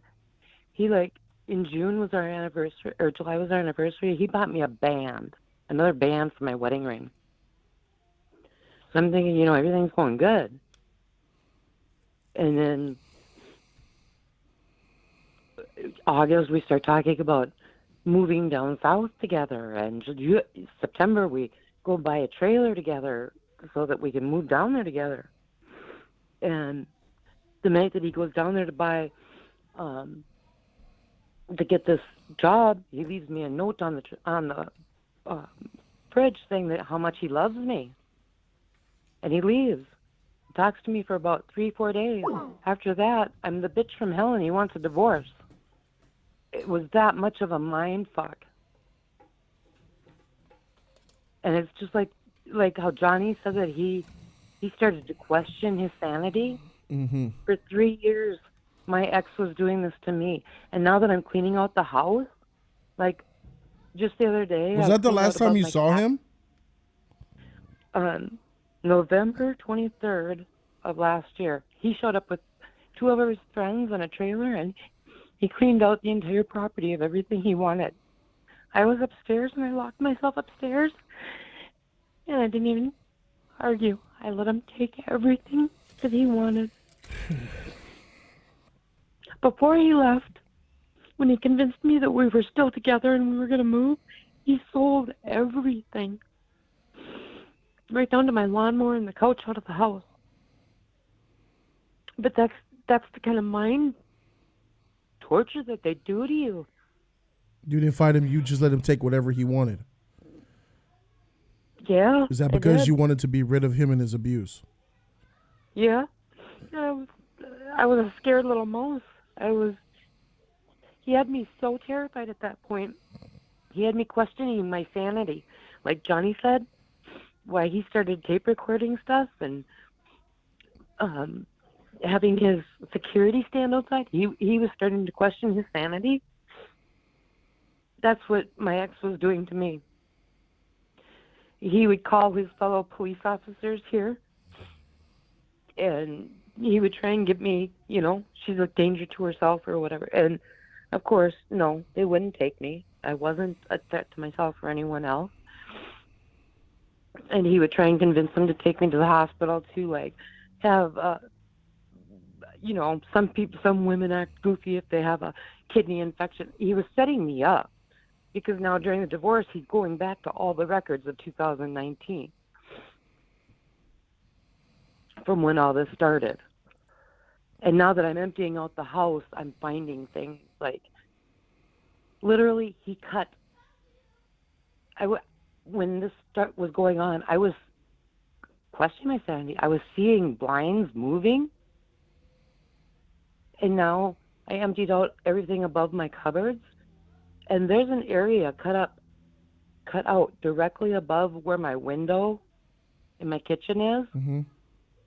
3 inches above. Mm-hmm. Right where my kitchen window is. He was doing it from the outside. What was there? It's empty. It leads right to the outside. He was able to control my blinds from the outside. But you couldn't see it. I showed my neighbors just the other day. So here you are thinking can't- that your mind is playing tricks on you, and I'm pretty sure you're sharing that with him. I see the blinds moving, and he's manipulating your blinds from the outside. So when you're inside the house thinking everything is normal, and you see blinds just moving, you think you're back into your head and you're imagining things. Right. I think I'm going crazy. This guy's a piece of shit. Right, but like how Johnny said that he thought he was, wasn't sure that his mind was right. That is some crazy They're shit. so capable of doing this stuff, and to this day, like my ex had me on the child site. I thought we were equal partners on our Verizon, and he had me on the child one, so he was watching everything, monitoring it, seeing where you were at, Yes. tracking you, see where you Everything. went. He could, with that child, he could see a map of everywhere that you've been. all my texts, all my calls, and he's still manipulating it. Like I gave up, and I finally just closed my Facebook. I lost all my pictures of all my grandchildren. He has turned all my family against me. Thank God Johnny has faithful, close followers, close family, that they didn't believe it. All my family has turned against me. And screw him. Every one of them believe it. There's got to be some solace here for you. Has to feel good to see Johnny taking such a huge W in these trials. What does that feel like to see millions of people get behind Johnny for years, and then him be in the court and witness Amber get caught up in the lies with Camille, and Johnny sitting there in silence yet still winning his case? This is what pulled me out of it. That night when that man tried to serve me those child support papers, and it took me 2 hours to crawl upstairs sweating. Right. The only thing that was on was these Johnny Depp YouTube things, because I cut my internet. I don't trust anything in this house anymore. He has something called the Nest set up in here somehow. A Google Nest. Okay. Yeah, but he's got it still set up, so he must have something cellular set up in here. Like, I've got one of those monitoring things. I can see the signal, but I can't find it. It's like in the walls or some shit. But watching those trials, I mean, my ex didn't beat me, but the mental mind fuck, I have never dealt with this shit. I'm sorry I swore. Maybe you had to blurb that, but No, man, absolutely not. You could do anything. I want to let you guys know right now. You could say however you feel. There's nothing that you can't speak here on Jody's Corner, and that goes for any other caller as well, besides hate speech, obviously. The next day, I messaged my therapist, and she said, from what I messaged her, that I finally totally understood what I was dealing with my ex. And the more that I cried and the more that I got upset, the more he was enjoying it. The more I sat in one room upstairs in this 3-story, 150-year-old house, one room, this whole entire winter. I was like getting agoraphobic on top of it. Oh boy. But he was enjoying it. That I was giving him his enjoyment. It's like Johnny was saying, what more does she want? My heart? It's like, that's how I felt. He wanted my death. Exactly. And watching those trials, it's like, it helped me heal. It helped me like understand what gaslighting is and what I was dealing with, because I couldn't understand.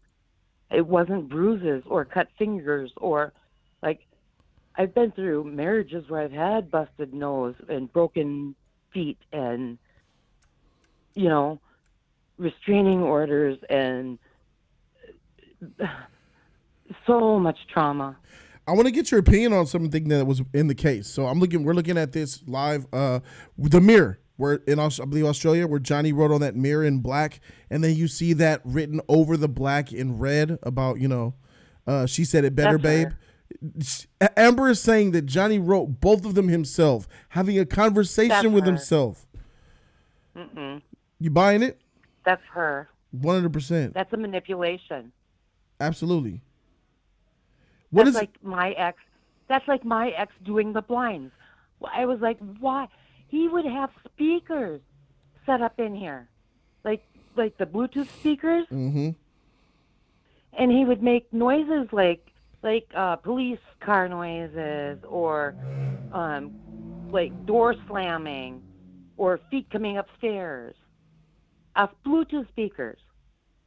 So everything like she's doing, I don't even know what's coming at me in the divorce, but he's going back to 2019, exactly when he started this shit. Like, I'm curious.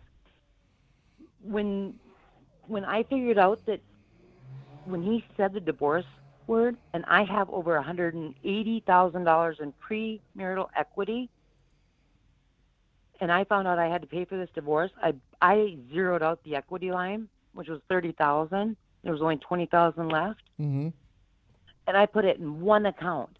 And in the divorce papers, he listed, she started to take out large sums. No, that's not correct. It was one sum. He had no access to any of the other accounts. He should have never known that. Mm-hmm. He's monitoring my devices. You should probably, I don't know if you have, it sounds like you might have the financial capability. Hire a tech guy, have him come and locate these devices in your house. He's bugged you. How do I do that? I've tried. I've called the FBI. I've called the police. I know there's private investigators that have access to this type of equipment. I would love to know. Private investigators have access to this type of equipment. Private investigators are very knowledgeable. A lot of the time, they're ex-FBI, ex-police, and they're skilled in putting devices in certain locations, so they would know exactly how to detect them. So I would advise looking up a private investigator. Right now, I have fraud cases open with Verizon, with Apple, with Apple's credit card. Like the day that his dad died, someone tried to charge marijuana in Canada. And I know exactly where I was. And the only reason that I know that charge happened is because someone tried to contest it Because if any money is ever stolen, then police they can step in. Then it's theft. A Google search of looking at private investigators is probably your best bet. I like to say thank you for calling. Thank you for sharing your story. And I want to ask you if there's one piece of advice that you would give people watching right now, somebody who is dealing with domestic violence. What is your piece of advice for them? You know, the domestic violence you can see. The stuff that you can see, God, run. The stuff that you... Can you elaborate on that? Can you elaborate on that? Like, say you're at a dinner and your sister comes over and she's got a little bit of a dark circle under her eye, or she's sensitive in the way when she sits down, a bruise on the neck, you know, signs like that, right? Right. You have a talk. I'll give you an example right now. My daughter and I haven't spoken in 7 years.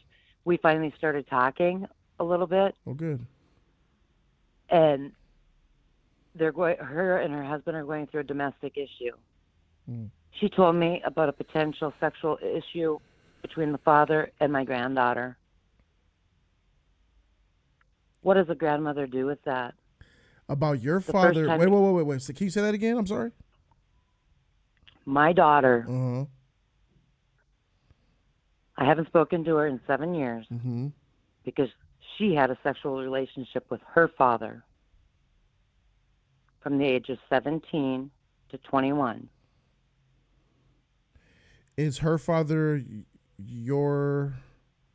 my ex-husband? It's her biological father. I didn't hold it against her like that. That's not the problem. That was not. I was there for her for all of that. That goes a lot deeper in a different direction. A different direction. We don't need to talk about that. Yeah. Right. But that's that's traumatic to learn that. Oh, 100%. The whole family. Because, you know, she has a brother too. But her and I just started barely talking, and her and her husband, it's the cycles. Like Johnny. Is this the same guy? Is this the same guy stalking you? No. Where's this guy at now? Is he roaming about free? Which one? The one that... The one that abused your daughter. My daughter? He's dead. I guess nothing need to be said there then. Yeah, God got his karma. Karma's a real thing. Karma. I believe in it. I do as well. So my daughter tells me about, I guess her husband thought that it was his wife's behind, that he was pulling down the panties, and here it was his daughter. Who said that? What is the grandma? The daughter said that? The daughter said that? My daughter told about my granddaughter, and she's 5 years old. What does the grandmother do about that? And this is me just getting to know him. You gotta tell her. You gotta tell her. You gotta protect her. That's what I did. It's gonna be hard, but yeah. I did. Okay. But that's these cycles of abuse. Yeah, that's what crazy. I mean. Like poor Johnny, he fell right back into the cycle. Jeez. These cycles repeat themselves. We hate it, but it happens, and I don't know why. It's calls like these. It's streams like these, because a lot of people don't understand that this is a lot more common than you think. You know, this call. Right. She's on the phone with me, and you're like, "Oh my God, this is heartbreaking," and "Oh my goodness, where this?" It's so common. Your neighbor is one. I guarantee you have a neighbor who's going through something like this. My mom had sex with her father and her uncle until she was 18 years old. There it is. That's 3 generations. Generation 4 now we're on. Yes. And that's what I'm talking about. It's a cycle and that's what I kept telling my daughter. I was like, because I broke the cycle of physical abuse. Mm-hmm. I never laid a hand on my children. Never. But I didn't realize the sexual abuse. That's a wall I put up, and I didn't know. I never sexually abused my children, but I wasn't aware or on the scarred for it. Thank you so much for your call. You're amazing. You have strength that a lot of us don't. Like the cycles. I felt bad for Johnny for the cycle. He didn't mean to. He was such a good-hearted. He is an amazing man, and he didn't deserve this, but still ended up falling into that same damn cycle that his dad had. I believe she's from Canada. You're from Canada, no? Minnesota. Minnesota, don't you know? Don't you know? Send me some moose meat. You know what I'm saying? Right.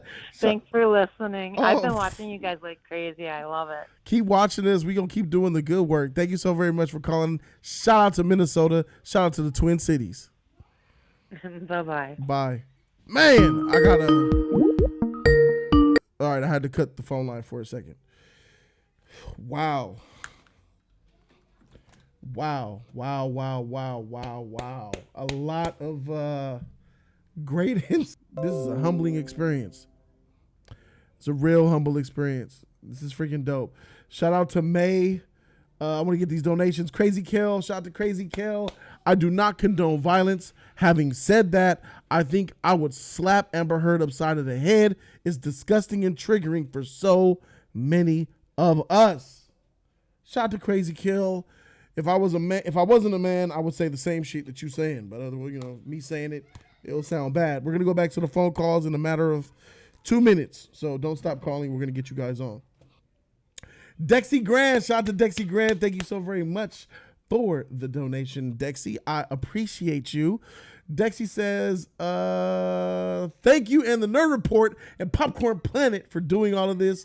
You're such a positive influence, and I'm glad that I found you guys love. And I want to echo that I'm glad JD came out of it alive. Deep, listen. She could have got really worse. Y'all might not think that that's a possibility, but she's one gun purchase away from Johnny Depp probably not even being here. She already severed Brett's finger off. Who's to know that she could have went on her crazy tirades, went up in that purse, pulled out the deuce and shot. She's that crazy in the head that I wouldn't even put it past her. Okay. Thank you, Dexy. Lisa JD, shout out to Lisa. She was one of the first ones that donated tonight. Shout out to you, Lisa. She says the amount of rings that Johnny wears, it will be like getting hit with brass knuckles. Facts. She says she went to an ENT and they said she had scar tissue and trouble sleeping because of it. Girl, that's sleep apnea. Get that CPAP machine. Oh, shit. Savage, Lisa. Donna says, I'm an EMP in the UK. My job is to assess, diagnose, and treat injuries. I can't even with the despicable injury claims from Amber Heard. She says, I can't.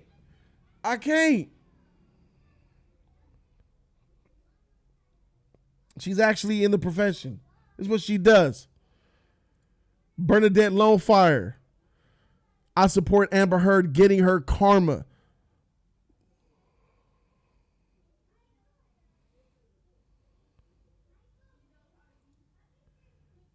Did you see the guy leaving court in tears today?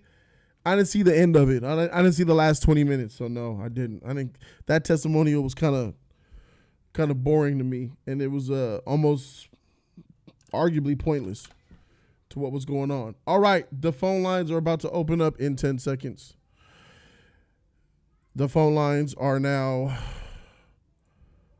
open. Call me up, 323-601-5591. 323-601-5591. And we already got a call in here. Shout out to y'all. Welcome. You were the lucky one. You got in. This is Jody. Jody's Corner. Oh, my gosh. Hey, Jody. Who am I talking to? How you doing? I'm Chelsea. Chelsea. Hi. Hello, Chelsea. I love your name. Thank you. Oh, my gosh. I think you're so funny. I watch you on Popcorn Planet all the time. Thank you so much. So. Let's talk. Oh, my gosh. Talk to me.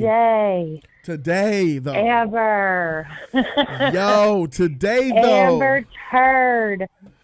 The turd stool. I cannot believe, she got caught in so many lies. Can we start today. here? Can we start here? Let's Unbelievable. start. Let me direct you. Yo, the schedule about doing drugs. You like the email, like let's do drugs at 7 p.m. and dance and shit. Right. Like in the itinerary email sent out. Oh, at 7 p.m. we're gonna have some fruit baskets and we're gonna have dinner and then some recreational drugs and dancing. Oh my gosh. So I work in like festival world, right? Like me and my husband are both like stagehands, and like even our job, like you know how everybody's like, oh, don't bring drugs through the front. You know, it always comes through the back, which is true. Not gonna lie, it's true. But that's a lot of shit comes through the back. We never, right? But it's never on an itinerary. Like out there in Front Street, like everybody knows, like bring the drugs. Like, why would you have that written down? I feel like. What does that tell you? What does that tell you that she's so open with it in email, sending it to multiple people? Yes, but, you know, according to her, she doesn't do drugs, only on special occasions. Right. You know what it tells me? It tells me that she's not hiding the fact that she does drugs, and it tells me that she is a habitual drug user, and it tells me that she doesn't give a shit if Johnny does drugs or not. In fact, I think that she does drugs with Johnny. I believe they've had many times where they both done lines of coke and had some really hot sex. Of course. And the fact that she only took pictures of him when he was asleep, like right. She didn't take pictures of her injuries, only the bruising in those pictures. That's a really good point. And I like that Camille pointed that out, like with the mug, with the milkshake. That was a bad look. Why are you taking pictures of? Anybody who cares about somebody, you're going to take the mug you're going to wake them up. Yo, wake up. Give me the mug, honey. Let me wipe you off. Clean yourself up. Nah, she was grateful that happened so she could take that picture and then send it to her friend.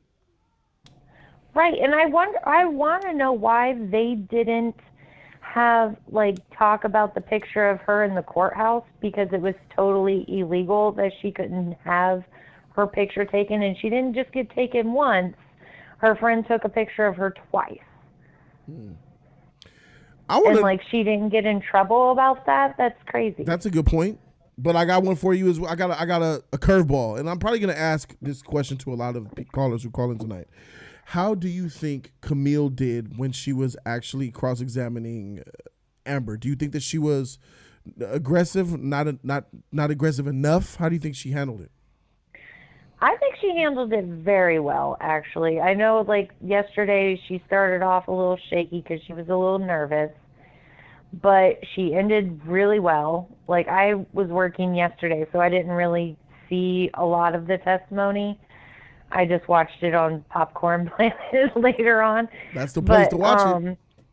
Right. But today, I think she was, like, controlling Amber the way she wanted to. She got her point across, like, hey, you're lying. And I think she did amazing. I love her. She's doing great. What up in the chat? Awesome Cowboy fan, Mia Moreno. Shout out to y'all. Go ahead, speak on it. Go say what you want. Like, I'm wondering how she really got a restraining order so fast, because here in Ohio, you literally, like, I tried for my kids' dad, like, I tried to get a restraining order, and I had the police tell me, get a restraining order. And when I tried, you pretty much have to have them standing over you with a baseball bat. Nope, not in California. I can attest to it. And here in Los Angeles, you get a restraining order without the other party. I've gotten one. Temporary restraining orders are even given out by the police. The police officers a police officer on the street gave me a temporary restraining order. There was some evidence there, but you could get a temporary restraining order from the police, and then you could just go downtown and file for a restraining order with very minimal evidence. So it's as matter as you could get it in the same day in LA. Well, Ohio needs to get on that, because there's so very much easy to get a restraining order DV here. Okay. Like, so much. And you literally have to have somebody standing over you with a baseball bat. That's crazy. For you to be able to get one. And even though you have proof or a recommendation by a police officer who has seen what you're, dealing with, and yet the courts are like, no, it's not. It's just a waste of our time. No. Crazy. That got to change, because I want to talk about when it comes to domestic violence and abuse. I think that the restraining order process is one of the first phases of where it starts. So if y'all making it difficult for people in a certain state to get a restraining order, that's where most of the people are going to first make their strength to attempt to fight back. So fix that. Right. The heck? I definitely thought Amber was getting really mad at Camille today, and it was making Did you feel it? Did you see it? All day.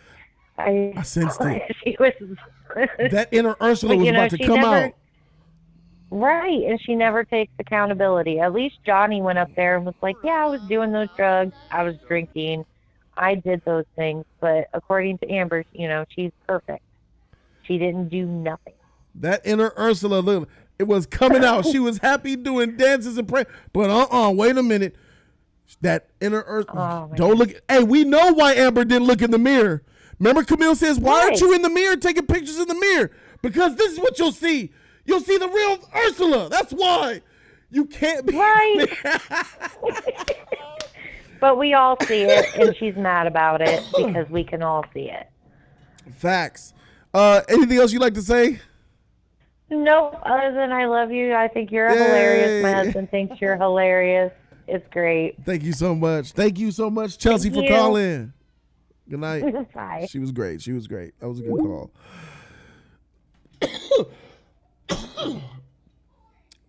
Ursula in the flesh, y'all. Wonder why she was taking the pictures?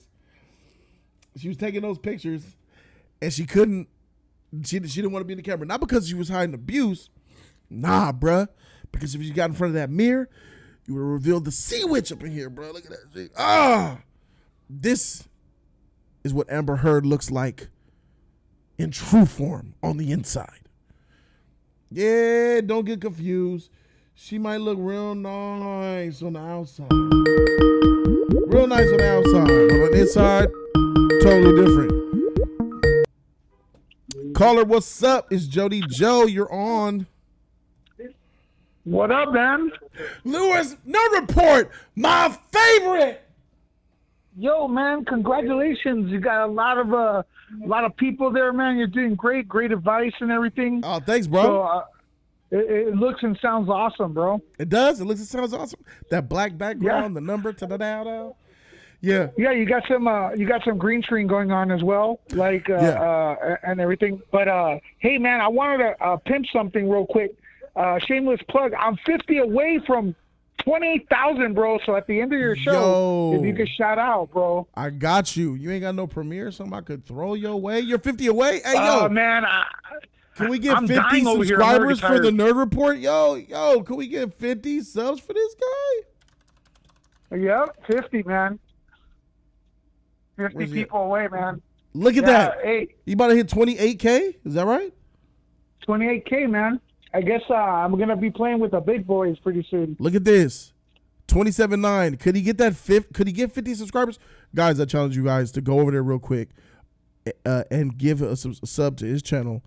And if you couldn't do it now, after the stream is over, remember to go over there real quick and put a sub on his channel and make sure we get this bad boy to 28,000. 28,000. Yep. Shout to my dog Andy for putting us on. You know what I'm saying? We've been down for a long time. The trio doing our thing, and things are looking up, and I love it. We've been at it for like 3 years already, huh? Yeah, bro. It's been that long. It's been about that long. Yeah, it's been 3 years. And it feels great to like go on and people watch. Right. You know, hey, what about these calls, man? Some of these calls have been freaking heartwarming and heartbreaking and inspiring. Exactly, man. Ashley hit me hard, man. Yeah, like, and it's like I keep telling people we're not professionals, but I'm so happy that they entrust in us to talk to us. You know, like. And like a lot of them are calling and going, yeah, you know, you guys really made us feel good. We were in a dark place, but your channel made me feel happy. And like, we appreciate that. But I also encourage people to, if they need to seek professional help. Yeah. Therapy's but good. We're happy to know that we helped, you know, too. You know what I mean? Yep. And me, I had at a point when I was younger, I went through some therapy, man. I had therapy because I was in a relationship. And shit wasn't really good. So And I had no money. I was broke as shit, like poor broke. But I did have government assistance. And even with the government assistance here, at least here in California, it's got to be available to everybody. I use my county Medicare. I guess it's called Medicare for the country. I was able to get therapy paid for by my Medicare. Mm-hmm. That's good. It helped though, right? Free, nothing out of pocket. Yeah, I was talking to this. I blew his mind, I think. This guy that I hit him with it, and I blew his mind. But yeah, it was worth it. It was nice to good, unleash, man. And I could say that the therapy, it does help, yo. It worked for me. Yeah, it's good. I'm glad people are calling Jody's Corner because you've got some very logical takes, man. That's one thing. I appreciate you, Lewis. Can you host my channel for 30 seconds while I take a whiz quiz? Yeah, well, I'm taking over the channel for 30 there seconds. There it is. Yeah, take it over, bro. Hey, what's up, everyone? This is Lewis here, taking over Jody's Corner, my favorite. You guys sometimes say Nerd Report's your favorite, but I'm going to tell you right now, Nerd Report is maybe some of yours favorite, but Jody's Corner is my favorite. So make sure, I know there's almost 1,000 people watching. Do me a favor, check if you're subscribed. I doubt everyone here is subscribed. You may think you're subscribed, but at least like 100 people are probably not subscribed. So double check on that subscription right now. Hit the subscription, hit the notification bell, and stuff like that. Keep the chat up. Keep calling, having a good time, man. And usually he's got his big shows on Monday and Friday, but he's going on a little more for you all lately because you guys are calling in. And the more you give to our channels, like as far as like viewerships and support by watching, the more like we're gonna give you content, guys. Huh? And I'm back. You're going crazy. How'd it work? You held it down? Lewis held it down, y'all? Yeah, man. Hey, they were like calling me Jody. They thought I was you. Shout out to my man Lewis for holding it down, man. I'm actually gonna go live for another call out show tomorrow, where you guys will be able to call in. So tomorrow morning, I want you guys to know to subscribe to the channel because we had live commentary to the trial. Mine's begins at 11:30 Eastern, 8:30 Pacific.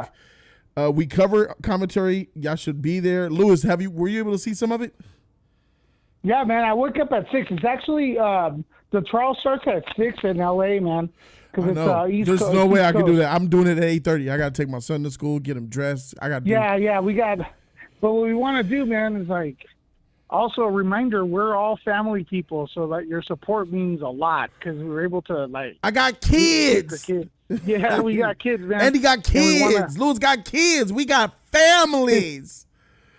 Yeah, it's all about family and stuff like that. But I saw your commentary, and it's awesome. Thanks, bro. I actually went to the gym, and I was listening to it and stuff because I use YouTube as a radio. Now, a lot of people don't understand. Like, you don't, if right now you're watching Jody and you have to go to work or you're coming from work, you could put on your YouTube channel, you could put on Jody's Corner and like hook it up to your radio, and it's like a radio station. You know what I mean? You don't have to be looking at if you have YouTube. Bluetooth, if you have a Bluetooth capable radio like that, yeah. Yeah, so radio. It's like, it's pretty damn cool, man. I don't know if people know that and stuff. And also, Jody, I haven't added an emoji, and I used your picture, so I want you to see it. Let me know if I can continue it. It's an awesome picture of you. Yeah, where is it? I just want to let you know. It's on. Members could use it now. I added it today. Oh, thank you, man. Yeah, about time you got that shoot. You know what I'm saying? Send me one so I can put you over here. Yeah, technically I suck, man, like with doing stuff, but I got a picture of you on the internet. You look, don't worry, man. It's one of your handsome pictures. Is it? Cool. There's so many. The only reason it was hard to pick is because there's so many handsome pictures. This guy. Yeah. Yeah. I got you, Andy, Steph, and one of me, and I had everybody post it, and it looked awesome, bro. So, hey, listen, members of Jody's Corner, let's see those emojis, man. I want to see those emojis pop up right now in the comments. And I'm going to let you go, bro, because I know there's people anxious to come on in. Thanks, and talk to you. Don't forget Nerd Report, y'all. Let's get them to 28K. 28K? I'm like 50. How many people are way down? What, like 30? It's got to be close. You got to check it. Only you can tell us. Only you can prevent. Yeah. Well, I have a feeling this community is going to take me over the top, man. So Jody's Corner tomorrow, 9 a.m., baby. Then Popcorn Planet 2, and then Nerd Report will be out and about asking random people, and then maybe Jody's Corner. I don't know what's going on, but hey. I'll be back here live at Yeah, I'll be back here live at 5. Live at 5, Jody's Corner. PM Pacific. Yeah, things are going to be, we're going to keep you guys entertained 24/7 now. We out here. Shout out to you, Lewis. Thanks, bro. Shout out, bro. Talk to you later. Bye-bye. Peace. Lewis, my guy. It's the Nerd Report, bro. It's the Nerd Report. My favorite. Shout out to Lewis for calling in. And 8566. Welcome to Jody's Corner. You're in. Hey, I have bad service. Can you hear me okay? I hear you just fine. Who's this? Awesome. My name's Abigail. Abigail. Nice. Hi, Abigail. I got so much to say. Sorry, I'm trying to get myself together here. Let's go. Just on today's trial. First of all, I wish I would have caught your show because I was totally waiting for your commentary. But I was watching the live show, the live court without any commentary or whatever. You didn't watch? Why did you? You should have. Yo, girl, you should have been watching us. That shit was crazy. We were reacting to the bullshit as it was happening. I know I looked too early in the morning because I started work too early. So I started it off on the one without the commentary. Okay. But I'll go back and watch it later, though. For sure. And everybody should watch Jody's commentary because I think it's the best. Oh, thank you so really much. do. Hey, we just keep it I watch real. all of you guys from Popcorn Planet, but I love your commentary. So Thank you so much. you and Stefania. Hey, up! Shout out to my girl Stefania. But anyway, so I'm a delivery driver, so I've been kind of watch and listen to it, like a podcast, Just, you can listen all day while you at work. Right, exactly. Dope. That's the best job to have for podcasts is being out there on the road. And first thing I want to say is about today is that Camille Vasquez is my hero. Let's go, Camille. She out here doing it. I wrote a whole entire song for her today. What? You have it? You want to? Are you gonna go? I don't know if I want to sing it. I don't know if I'm ready for that. I think I'm gonna do a TikTok and I Oh, okay. You let me know because I could have put a beat up for you. I could have put a production beat right now. I could give a little portion of it. All right, hold on. Give me a second. If you guys have ever heard the song, what is it? The Air Beneath My Wings by oh man, you're putting me on the spot now. Hold on. You are the wind beneath my wings. Yes, that song? yes. Okay. Yes. Literally, when I was listening to the trial today, that song came into my mind. We're talking about Bette Midler? Yes. That's the exact one. For sure. Let me see if I can get you the instrumental of that. All right, so hear me out. It's the part where she starts singing. This song is literally perfect, though, for Johnny. Just saying. Okay, where's it at? The part where she says, a beautiful face without a name for so long, a beautiful smile to hide the pain, okay? Go for it. After that part, that's when I come in. Let's go. Oh, my gosh, hold on. I got you the music playing and everything, so it's going to sound good. I have faith in you. I can't even hear it. Am I going to be able to hear the music, though? No, just go and then just rewatch the stream. Oh my God. Rewatch the stream and you'll get it. Hold on. Give me a 1, 2, 3 or something. You know what I mean? All right. Give me a second. And in 3, 2, 1. Camille Vasquez, you are my hero, and everything I ever would like to be. The truth can fly higher than an eagle, but you are the wind beneath Johnny's wings. There's more, but I'll leave it at that. All right, let's go. Let's that go. Was so shaky, but hey, girl, I hooked you up. You had the song in the background and everything. Make sure timestamp that so she could come back on the replay and watch that. It's probably gonna go members only, but still, she'll be able to see it. I appreciate it. Dope. All right, But, so this chick, yeah. Camille, you're in love with her. I'm in love with the fact that she knows the truth. Uh-huh. And she's giving Johnny's truth on the stand. Uh-huh. And she's doing it professionally, respectfully, unlike her lawyers who are bullies. Facts. And dumb. Straight up bullies to everybody. Incompetent. And which is exactly how Amber is, though. Amber, see, this is the thing. I'm not like a psychologist, or I don't know a whole lot of stuff, but I have dealt with a lot of people that have all sorts of issues. Mm-hmm. No judgment on anybody's mental health. I think that she needs help, man. Period.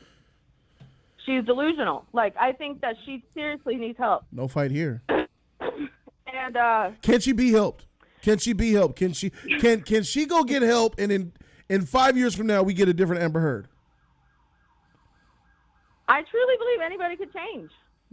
I do too. In my heart, I believe anybody could change. I do too. But she's a rare breed. If they truly can accept, their own doings. Period. And what I've seen on the stand, she can't accept that right now. She can't even accept the fact that she wrote on that mirror. Let's talk about this first of all. You want to go to the She mirror? wrote on the left side of that mirror in makeup. And I know that somebody could back me up. I don't even wear makeup, but I can tell. That's lipstick. That is lipstick. That's lipstick, black lipstick, and red lipstick. She wrote the whole entire thing on the left side. Johnny wrote the right. Uh-huh. I agree. That's obvious. Yeah. If you look at both the pictures next to each other. No, but Amber Obvious. said Johnny wrote all that though. Oh, especially. There's a reason they showed that part of their love journal. Uh-huh. I got to see this one on. I got to see it. In their love journal, if you look at that one page where she writes about their honeymoon, look at the lettering that she uses when she's not writing in cursive.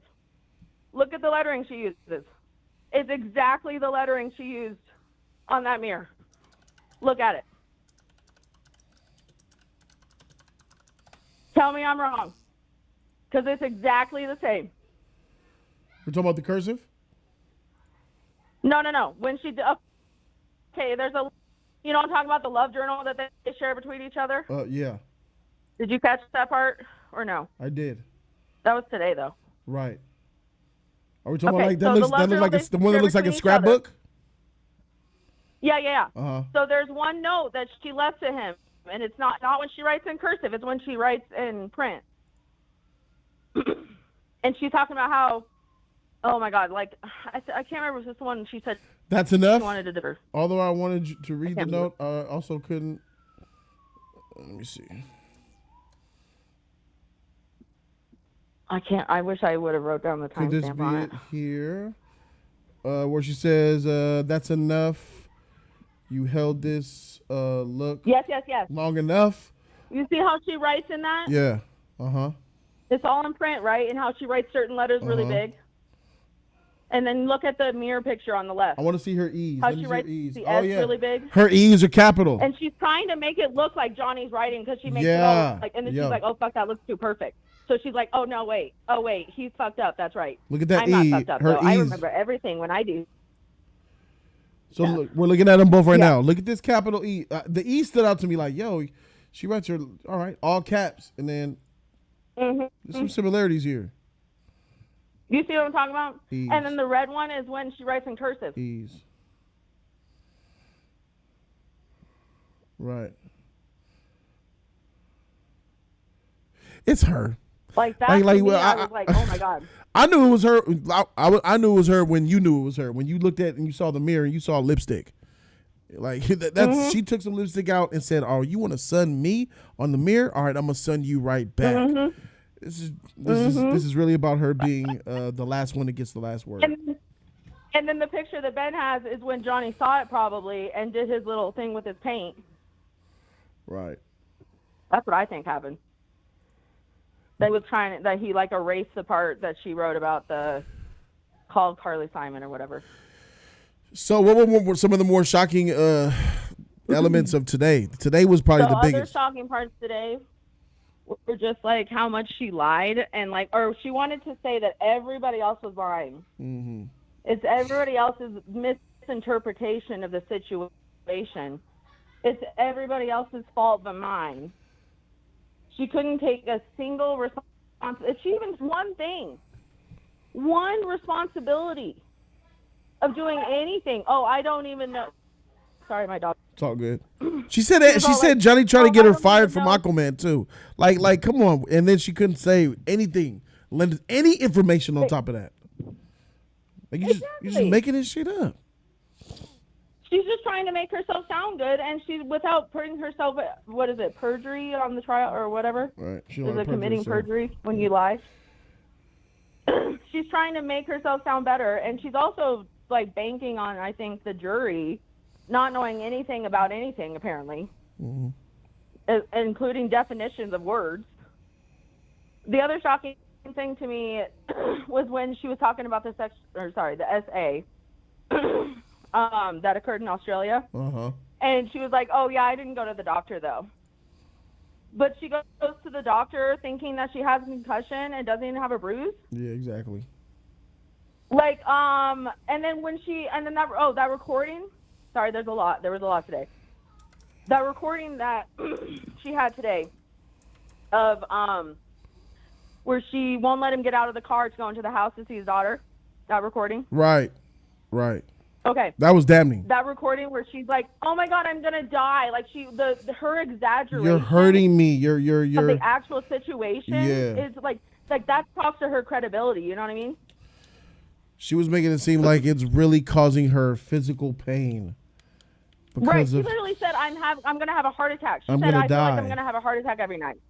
Yeah. She's Like a when baby. I think when they played that, like that, if the jury was really listening, they're going to be like, wait, if she thinks that just because he's leaving the car, it's going to literally make her die, or just because he's causing her all this anxiety, it's going to, give her a heart attack, then what does she actually think a broken nose is?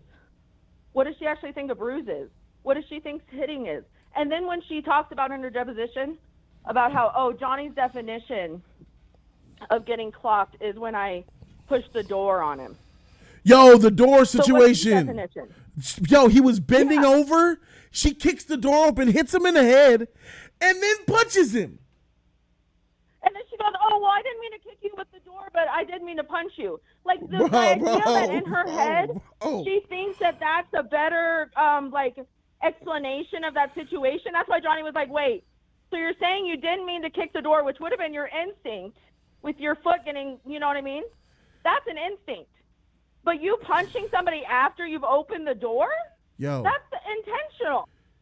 There's a difference." She said, "Oh, I'm sorry. That wasn't. It lets me know it was premeditated. She knew I'm about to kick this door open and sock this fool right in his face.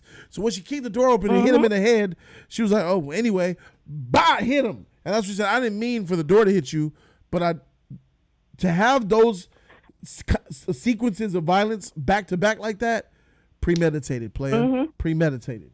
Oh, yeah. The other thing, I think, like, one more thing, and I'll let you go because I know I've said a lot. But one more thing. My theory, conspiracy theory, whatever, okay? I think she experienced violence at home from her dad. Whether it happened to her or not, she actually witnessed it. I know that for a fact, just because of how she is violent-wise. And I also think that she was the golden child of her child, because I feel like my dad lived the exact same childhood she probably did, except for he was the black sheep of the family. He was the one getting beat on. And I think she was witnessing it. And so she can explain, like, certain things and, like, how certain things happen. And I think that, like, is supposedly quotations giving her, like, credibility, if you will. But she's applying it to a situation that has nothing to do with that situation. But she's trying to get that sympathy because she experienced that maybe at one time in her life, because a lot of us do, unfortunately. It's everywhere.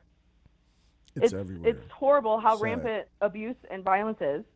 But I truly believe that she probably did experience something like that. But she's trying to get that sympathy and apply that to Johnny and make him the monster, if you will. And in reality, that's not the case at all. Do you expect He's Amber? taking the fall for something else.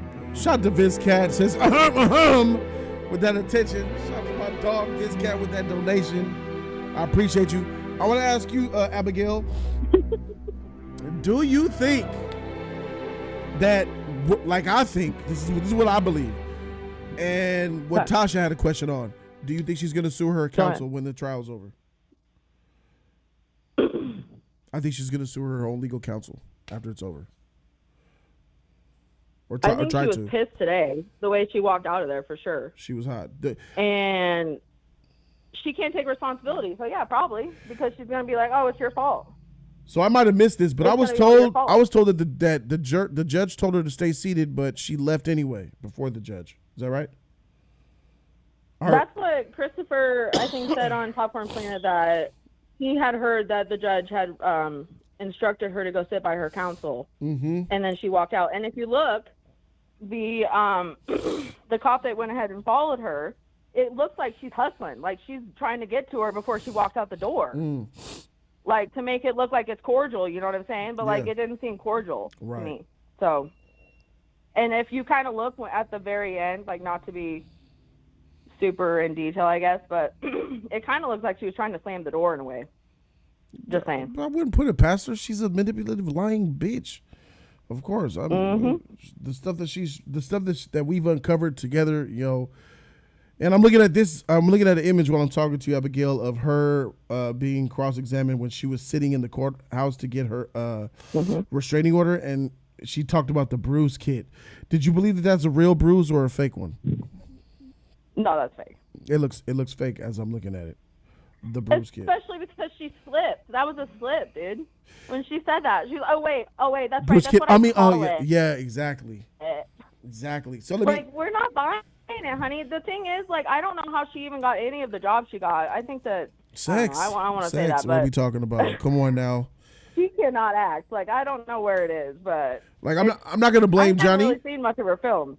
I'm not gonna blame Johnny, but we heard the testimony that how Johnny met Amber, according to her, was Johnny invited her and said there would be a producer over there. They were going to talk business, but when Amber got there wasn't no producer there. It was just Johnny. Those type of situations happen a lot in Hollywood. That's how I go down. Yeah. So. Thank you, Abigail. Thank you. I appreciate it. I appreciate the time. I'm glad you love the thank you for doing commentary. your shows and all you do. For sure, girl. Thank you so much. I love it. Real talk. Real talk, baby girl. All right. Thank you. Appreciate you, Jody. Have a good one. All right. Good night. That was Abigail. Let's take another one. 5796. Welcome. It's Jody's Corner. We got you. Hello. Yo, Jody. What's up, bro? How you feeling, man? What's up with you, man? Man, I'm trying to get the echo out the background. I wasn't even expecting you to answer. Hey, How's man. it going, man? I'm good, bro. I answer the calls as they come in. What's your name, bro? Jay Boogie, man. Jay Boogie. What's up? Hey, where you calling from? Yes. I'm calling from Chicago, man. All right, shout out to Chicago, man. Shout out to Chicago. I've been out there. It's a nice city. I love the cold. I love the wind, and I love downtown. It's my favorite part. Yes, sir. Yes, sir. So talk to me, man. You where you at with it? How you feeling? What you want to talk about? First and foremost, I'm going to say Camille for 2024.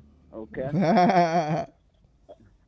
Like I heard somebody say today, immediately after this trial, like once they left the courtroom today, she needs to go ahead, leave the firm, start her own website, and go into practice on her own. Facts. She can take it from here. Facts. That's great business advice you just gave her, because that's on point. Dog, everybody wants a piece of her after this trial, bro. Absolutely. And when you talk about a total annihilation of somebody, I mean, the way that she just chopped up that other lawyer, just objection after objection. She had the woman so confused. She didn't know what to do. A woman that's like 40 years old, her senior, with tons more experience than her. Exactly. Just eviscerated her. Okay. So what I was shocked about, because I heard you ask a couple people that question, was the way that they just celebrated. They just celebrated, right? And when they went on that one break, I think it was the afternoon break, and they just basically were hugging Camille. I mean, and Johnny hugged her. Basically, it was a high five session, okay, at the expense of the other attorneys. And it was wonderful. It was beautiful. It was like a celebration. Like, we got her. It was. It was. You might as well have played the Cool in the Game track. Was that Cool in the Game? I think it was. So from this point, man, I don't think that we're going to see anything any more salacious than what we endured with watching Amber. You know, I can't see us having the suspense that we had for after this. Yeah, from her testimony. Yeah, this is the peak. But did you kind of get the sense that it was a little something suspect going on with her and the lady that was testifying and said that she lived with her? I definitely think they licked each other, bro. Without a shadow of a doubt, bro. I definitely think they licked each other. And then all of a sudden, we're not friends anymore, but I'm not her enemy either. Oh, come on. Y'all probably, yeah, bro. Y'all didn't have a relationship, and it ended bad, and you know you're doing her a favor, probably for some money. I wouldn't be surprised if she promised her money to remain neutral on the situation. Yeah. And the fact that she couldn't come up with one reason why she wasn't talking to her spoke volumes. Yeah, they know what each other tastes like. That's for sure. I believe it. I swear, I.O., the guy, the skin back with the bull ring in his nose, the way he was talking and the way he was testifying, yeah, me and Johnny just looked at each other and said, I think I love you. I think I love you too. After like one main dinner, I'm like, what is this? Are you trying to set Johnny up with some sus stuff? I don't know. It just felt weird. That testimony was unnecessary. But bruh, this is the highlight. It's not gonna get any better than this. I think this is going to be the day. Day 17 is going to be the one that's going to live in infamy as the most dramatic, what we've all been waiting for, to see her get owned. It's today. I don't think it's going to ever hit higher than this. What do you think? I absolutely agree with you. I think the drama is pretty much done. I was very surprised that the defense rested when it did. Man, me too, bro. Let's talk about that real quick. I think Camille could have did better. I think Camille could have really laid into Amber and make her look worse and destroy her, like, for real. Because she was letting Amber give yes or no answers and then elaborate on yes, because Johnny was beating me and I had to protect myself. No.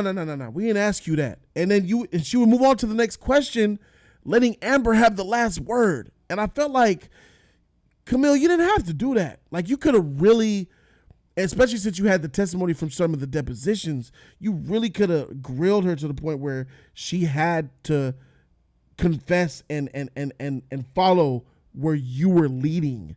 I feel like Camille had that power today, and I feel like she used like 70% of her abilities.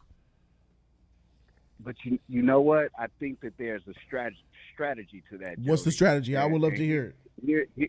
Here's what I mean by that.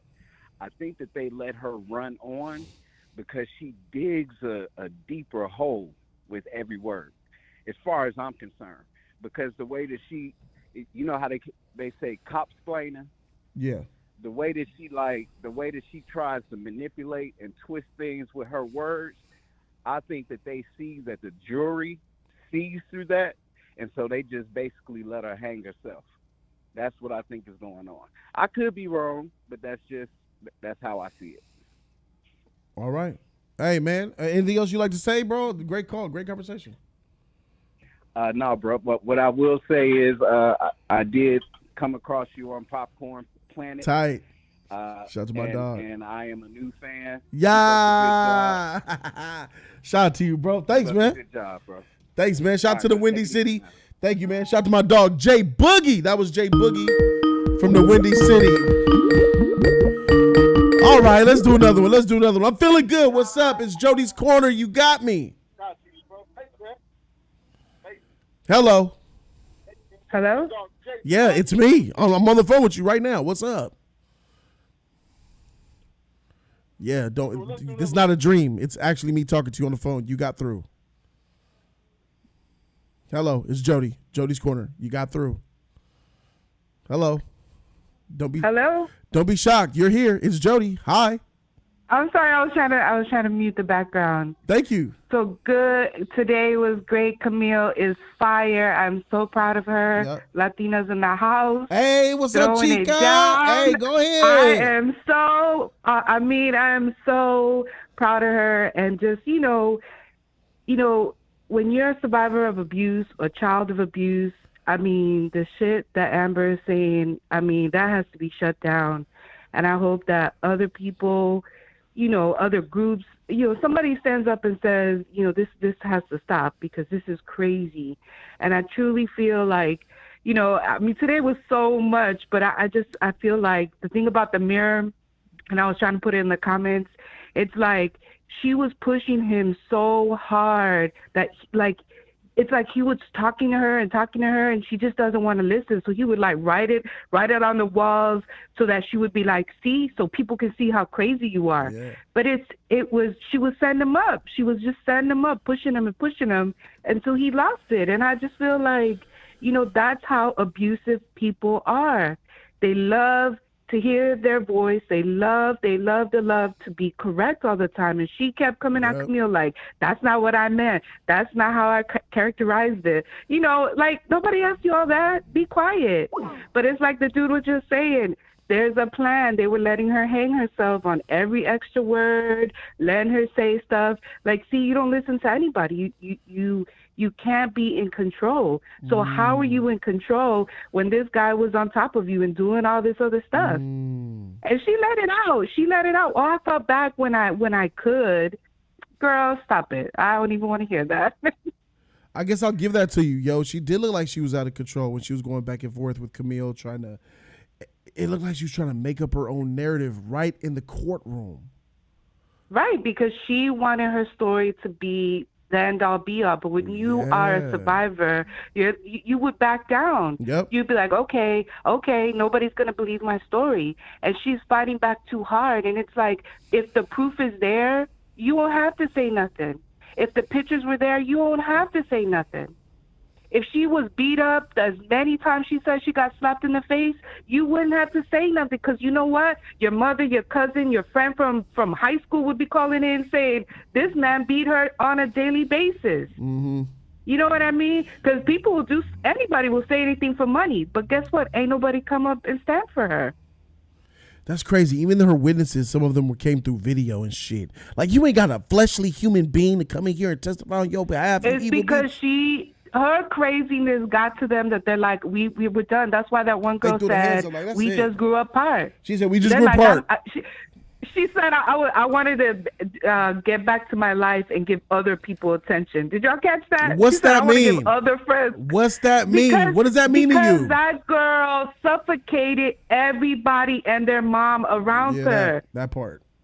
And when Johnny Depp's sister was trying to say, oh, every time Amber had an emergency, I never believed her because everything was an emergency.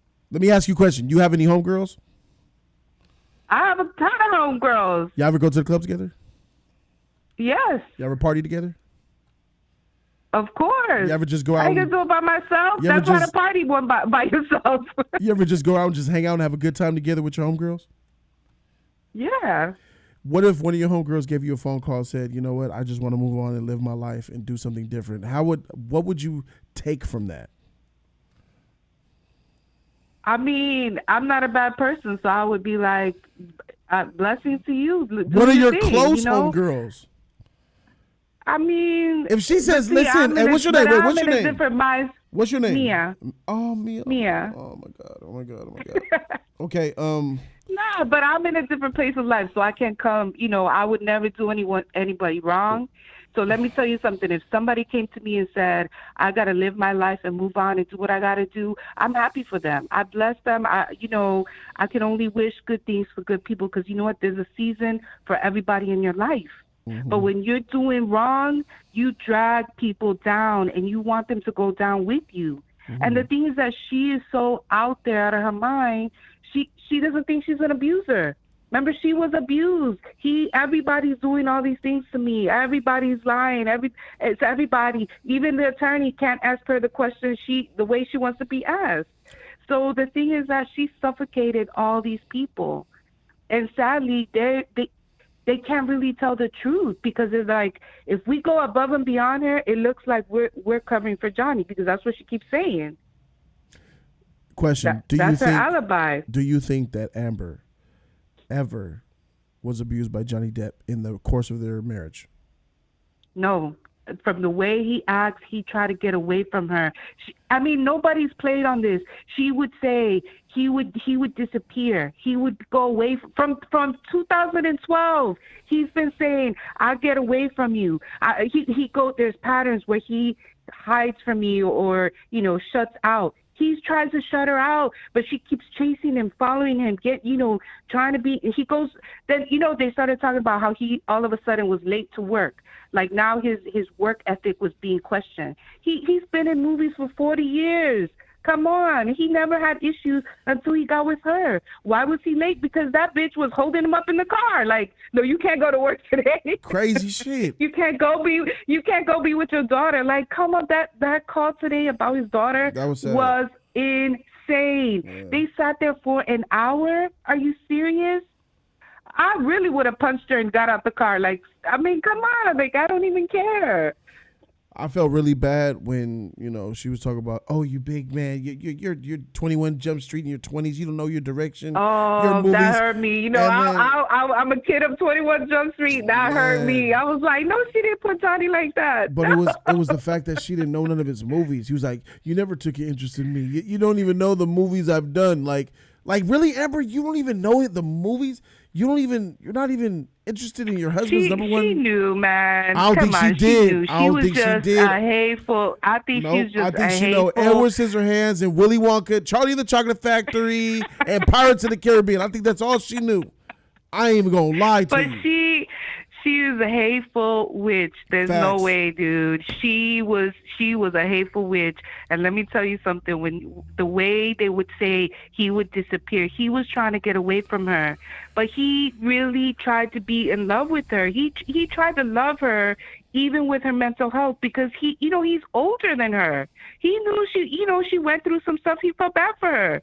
But she kept on and breaking his ass down and breaking him down. That's what happens. 5 years really isn't that long.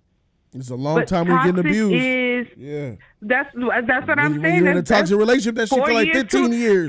4 years too late. Fact, 4 years too much. late. And that's what I'm saying. It's too much. So my thing is that he tried to love her for where she was in her life. He used drugs to check out, to be like, I'm out. I don't want to deal with you. I don't want to talk to you. I don't want to see you. But she pushed him to that point. And he still had class, because in every single video, he's calm. Mm-hmm. He's just trying to talk her down. Like, we're lucky that we don't hear him say, can you just go to sleep? Can you just shut up and go to sleep?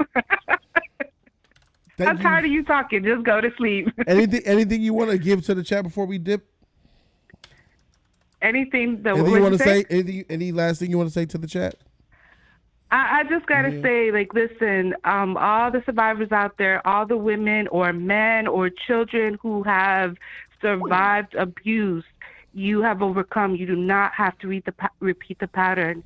Just start with yourself. Sharing is caring. There's always somebody out there that knows exactly what you've been through. You think you're the only one, but there are millions of people who survive every day. And get away, do what you got to do, tell who you got to tell. If one person doesn't believe you, try someone else, because there are people who have survived unimaginable things, but it does not have to repeat with you, your children, your next relationship. Get help. That is what is important, because the cycle will never be broken, but you can break it. And I'm speaking from somebody who child abuse, spousal abuse. I've survived it all, but guess what? I live a life. I'm free. I'm healed. I'm in a good place. And it breaks my heart to see Johnny Depp love this woman to infinity, and she has broken his ass over some sorry ass claims of abuse. Punch me one time with one ring, much less all 4 rings. Come on now. You don't come back from that. Our girl Mia, shout out to her. Thank you so very much for calling guys. in. Peace You're out, welcome. Chica. Have a blessed day. Good You night. too. Good night. Good night. Adios. Ciao. Bye. Hey, she was fun. She was fun. Pause for a second. Jen says, Tamia, I agree. Love to Jody and the fam. Shout out to y'all. I guess we could take one more, man. What y'all think? One more or are we done? She's ringing off the goddamn hook. Give me a second. Let me go to these donations I got. Viscat, got you, dog. Do you think that Amber could claim that she didn't receive accurate representation when the trial ends? Tasha, nah. I don't think so, Tasha. Whoa. Yes, she can. I'm sorry. Can she? Yes. Will it be successful? No. But I anticipate that she's going to say a lot about the way she was represented, and she's going to talk a whole lot of trash about her own legal team. Last call of the night. Who's the lucky one? Yo, you are on. Last call of the night. 6621. What's good?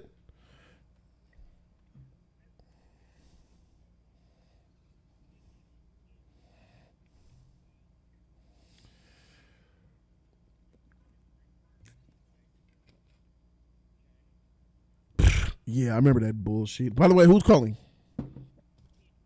Adrian. Oh, it's you again. Okay. Yeah.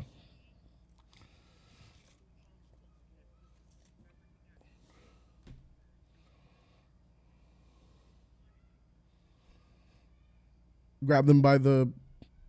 Okay. Yeah.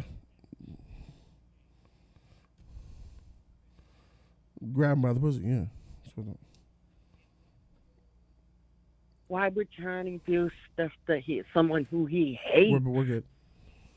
Okay. So you think that... You know what I'm saying? You think that Johnny psychologically just couldn't do that because of his political beliefs? Like, I can't do a Trump thing right now and grab you by the pussy. No, because he didn't like any of that crap when that was coming out. And Gotcha. that's why he was like, this guy is just wrong. You know?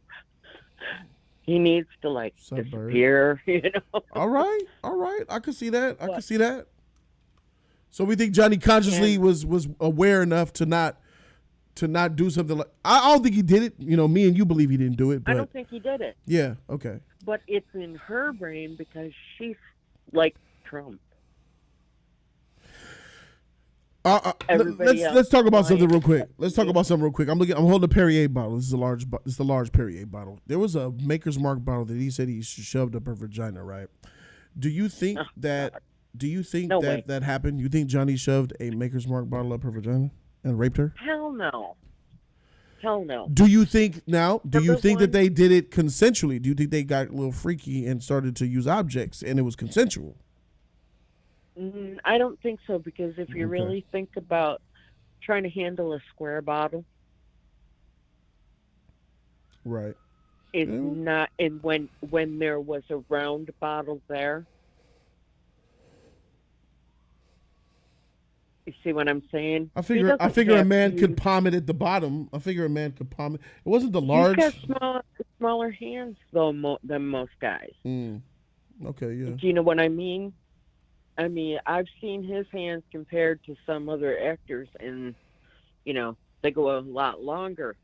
And Johnny's got, he's got appropriate. My ex boyfriend. Yeah, it's far-fetched, isn't it? It is, and for her not to go to a doctor and get herself checked out, she is cracked. There is no way. But it's been bothering me for like the whole time when she said that. And I was like, he hated that, especially when Trump said that out loud. Just do it. Just grab him up by the pussy and drag him around. And he didn't like that. And I'll tell you, he was right on the mark, Hey. And I think she would do it. She said Adrienne Collins shedding light on the situation that because of Johnny's beliefs that he would never do something that somebody that he despises, another person he despises, does. And that could be something. That could be something. Thank you for sharing that and calling again and sharing that with us. I appreciate you for showing a lot of love in these streams too, by the way, with your knowledge, your wisdom, and your stories. Thank you. Thank you so much. Have a good night. That was great. She gave a little bit of insight into that situation. You know, it's her belief there. Maybe that could be interesting. Maybe that has something to do with it. What's up? It's Jody Joe. Hello. Who's calling? Mo. What's up? Oh, Mo from yesterday. Mo Murder. No. Mo Murder? Mo Murder? It's a different one. Oh, it's a different one. Yes. Okay, what's up, Mo? Nice to meet you. Hello. I'm surprised I got through. I know, like you got in there. You lucky one. This was meant to be. This is our destiny. Let's share it well together. Where you calling from? Okay, so there is a couple of things. Mo, where you calling that's from? been bothering me. Oh, I'm calling from California. Oh, for sure. Cool. Yeah. Let's talk. So there's a couple of things that's been bothering me What? about this whole Amber Heard thing. Uh-huh. One of them stems from yesterday. It still bothers me because I do makeup, and there's an order to how you do makeup. And She did say it. I'm already with you. Did you watch my? I called it out too. Like there's a whole bruh. session that when you sit down and do it, she says she puts her foundation, there it is, concealer, and then there it is, and then the color correctors. No, you put the color correctors first. And if I'm not mistaken, I said, wait a minute. See, you got me on color corrector. I didn't know that. But when she said I put on the foundation first, then concealer, I thought it was concealer, then foundation.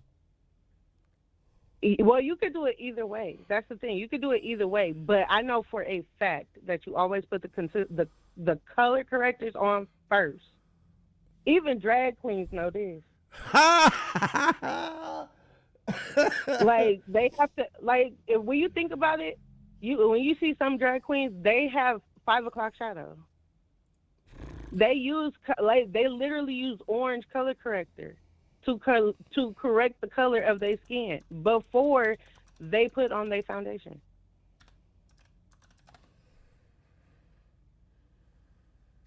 So I was like, that's crazy. Like, nobody picked up on that. And she said she went to school for that. Like, that didn't make sense to me. Like, and anybody who do makeup and truly do makeup knows this. I'm looking at the steps on Google. I see like moisturize, primer, concealer, foundation, then highlight. It's a whole process. Yo. Literally, why y'all think women take so long to do their makeup in the morning? Because it is literally a process. Sometimes y'all be up in that motherfucker for 35, 45, 55 minutes just on the face. What's going on? A whole hour just on your face. It's art. It's art. There's levels to this shit. It's not just it is definitely an art. It's not just a wiping process. So the fact that nobody picked up on that and nobody said nothing, and one of the things I was thinking today, why didn't I understand Camila said the bruise kit, but why did she not go in on that color correction? I noticed a makeup artist would know these things. Well, like I feel like not even just so I think do you think most women who use makeup would know that though? Yes. So what we talk about? What we talk about? Like millions of women out there that are watching the Johnny Depp trial, and maybe millions that know that was something wrong there. If you do makeup, and there are a lot of women who do makeup. Yes. I'm not talking about and then on top of that, she has a whole glam squad. She got a team, yo. A whole glam squad. And for you to sit there and make that mistake, you're stupid. And you're a liar. Shows you're lying. A whole ass liar. Yeah, I'm glad you said Everything she has said from beginning to the end, when I first seen her, when I first watched the trial, I was just sitting there like, damn, this is crazy. Because I'm not saying men can't be abused, because I'm sure there's plenty of them out there, but they won't say nothing because they want to protect their significant other. But sometimes, like, there are the men that they've been pushed so bad they do step out of character, and this man is literally like, no, I don't want this. I don't want to go to court with you. It's gonna be bad for both of us. Like, this not gonna be a good look. If y'all listen to some of those other like recordings, I've listened to, what's his name, Average Joe or something like that. But he got like a whole series. Yeah, he has like a whole series of like everything that's been going on, and this has been going on for years. That's crazy. So it's like, damn, like all this stuff been going on. Nobody been saying nothing. She chopped this man's finger off, shit in his bed. Blame the dog. Do you think she shit in his bed? Like, oh hell yeah. Have you ever heard of a woman doing that?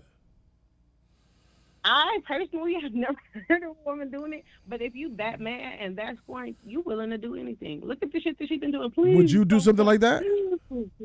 Yeah, like. Whoa, keeping it 100. Keeping it 100. All right. Like, she is mad crazy. Like, please don't go like a whole hour in the car. Like Mia said, a whole hour in the car. I would have punched that bitch. That's too much. Yeah, that's excessive, yo. That's and excessive. got home. Like, my daughter is waiting for me. Bitch, if you don't get out my way. So, do you feel like she ever was abused by Johnny? Ever? Oh, hell no. First of all, no. I think this bitch has made literally what she's claiming Johnny Depp's people said. Oh, it's an elaborate hoax. That's exactly what this shit is. It is a hoax. It is a farce. Like, it's crazy. I have been SA'd. I have been abused by a significant other. Literally, hair pulled out, busted lip, banged up knees, like all kinds of stuff. And what did you do to get out of the situation? I just up and left. Like, that's too much for me. I know myself. I'm too much of a loving and forgiving person. But at some point in time, because as a kid, I grew up in a very toxic home. My mother was very abusive. Like, still to this day is very abusive. I literally am at literally a wooden spoon with my mom, for real. Like, because it's just too much. And just like Johnny Depp, I literally will barricade myself in rooms just so I don't have to be bothered with all the crazy that's going on around me. It was that bad in your household? Your mom would like physically abuse you? Oh yeah. I'm the oldest of 7 siblings. Yeah. You grew up 7. My mother has 7. My mother has 7 kids. I am the baby of 13 on my dad's side. Damn. My mother was extremely abusive, verbally, physically, emotionally. Like, I've been through a lot, and I don't talk about it much. Ooh, no, I'm not about to cry. I'm much stronger. You can if you want. Hey, I'm much stronger than the things that I've been through. Crying don't make you weak, though. I cry all the time. No, it don't make you weak. That's right. I do cry. You need to. A good cry, a good healthy cry. A good healthy cry. Those are good for you. Yeah, a good healthy cry. I'm overdue. But I know I'm stronger than what I've been through. I made it very far, considering where I've come from. So. Did you grow up poor? Like. Yes, lights cut off before, TV cut off, water cut off. Yes, all of that. Are you close with your siblings and stuff? Semi-close. Out of the 7, I probably talked to like 3. Okay. All right. But my one thing my siblings do know is because I raised my siblings. They know that no matter what happens, I'm always there. I don't care if we're not talking for a year. If you need me, you better call me. So it's just that simple. Oh, so you're the anchor. Oh, of course. Love it. Because my mother wasn't, so I'm the only one that can be. Are you scorned?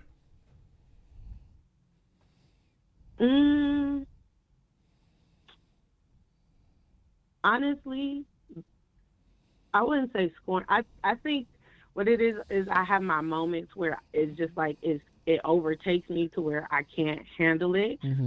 But And then I have to like literally let people know what's going on inside of me, because if I don't, it's gonna come out in a way that isn't good for anybody. So you give them a heads up and you fill them in. Yeah. That's responsible. Yeah. So I wouldn't say I'm scorned. I'm saying I'm on a journey. It's a process. How old are you, if you don't mind me asking? I will be 30 on the 28th. Oh, go ahead. That's what's up. Yeah, I'll be 30 on the 28th.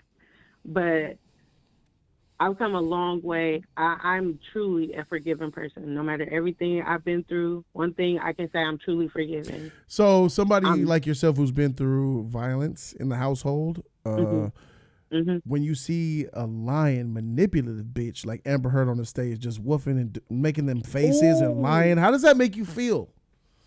When I say upset, I don't fight unless like something is really bothering me, and I want to beat this bitch ass. You feel me? I want to drag this bitch through the screen. You are sending this man through hell. Like, this man loved you. He took on all your crazy baggage knowing that you were semi-crazy, because he's a little off himself. Don't get me wrong. I'm Team Johnny all day. Same. But, like, you going too far. Like, you are, like, and you making a damn fool of yourself. You making a fool of yourself. Your lawyers is making a fool of you and themselves. Like, this shit was not worth it. He said it himself. It's going to end bad for both sides. I don't want to do this because I don't want to ruin you. And look at what you did. Bitch, you ruined yourself. It pisses me off. Because then, like, women like me and everybody else that be calling in to you and Popcorn Planet and Nerd Report, all of y'all, we know what it's like to sit there and be nervous. Little things set you the fuck off. Walking on eggshells. Like, this bitch ain't walked on eggshells a day in her life, other than probably when she was with her dad. And I really don't truly believe that shit either. So it's just like, do you feel like Amber's gonna try to sue her legal counsel after this is all over? I would sue their ass, so ain't no telling. She crazy enough to do it. Do you think your lawyers took a L and just didn't do a good job defending her? No, at all. They were trash the entire time. I was just like, and then today with Camille, boy, was she on. She was I on was one. like, okay. She came a lot harder today. Like, for sure. I was like, okay, Bruce kid. Ooh. Let's go. She said that. The Bruce kid. Oh, never mind. You weren't afraid of him at all, are you? Oh yeah. Sorry. My bad. Like, yeah. And then okay. let the moment of silence sit, and then moved on, like a boss. Yeah, I was just like, damn. Okay. Throwing little curveballs, and then the way Amber was hot, the way she stomped out today, didn't even let the judge leave. No respect. I work in the courthouse. Bitch, ain't got no respect. Like, you do not walk out before the judge. Shout out to our girl Leslie. Great. She said, Jody, great show. I love you and your caller. So you got a fan out there. She loving the conversation right now. Thank you. Yeah, she's strong. She's emotional, but she's strong. You can tell she's been through it. She's spreading that knowledge. And we had a great conversation. Thank you for calling in. Is there anything that you want to tell? Yeah. Tell people who are listening right now who might be a victim of domestic violence and they're in the situation to help them get out of it. What's your advice to them? Just like I'm gonna have to piggyback off of me. There is always someone out there who is going through exactly what you think you're the only one going through. You're not. There are plenty of people out there going through the same thing. Please talk to somebody. It's too much crazy going on in the world as it is. Shootings left and right, random stuff going on. The world is already crazy. High ass gas prices. Find somebody to talk to, because we don't need any extra crazy going on. Y'all are much stronger than the stuff that you're going through. I promise you that. So just reach out and love yourself and find people that bring out the best in you. Well said. And thank you. I'm really surprised I made it through. But I'm glad you got through. This was a good, pleasant call. I like you. So shout out to you. Thanks for calling in. Thank you. You have a good night. All right, girl. Thank you. All right, that was the final. We're gonna end it right there. That final call. That was a nice highlight to end on. She's been through her stuff, but she ain't let it stop her. She's based on what I see of her, she's strong for sure. But she's dealt with her issues. She's learned to live with them, and she's about to be 30 years old on the 28th. So there's a lot of hope for her. She's not scorned. I don't think she's scorned because she's very self-aware. So I think she's gonna be all right. Shout out to her. Hey, yo, if you're still watching, I already know you probably are. Hey, is this what you wanted to? Is this what you wanted to do to Amber Heard? How many of y'all want to do this to Amber Heard through the TV though? How many of y'all wanted to do this?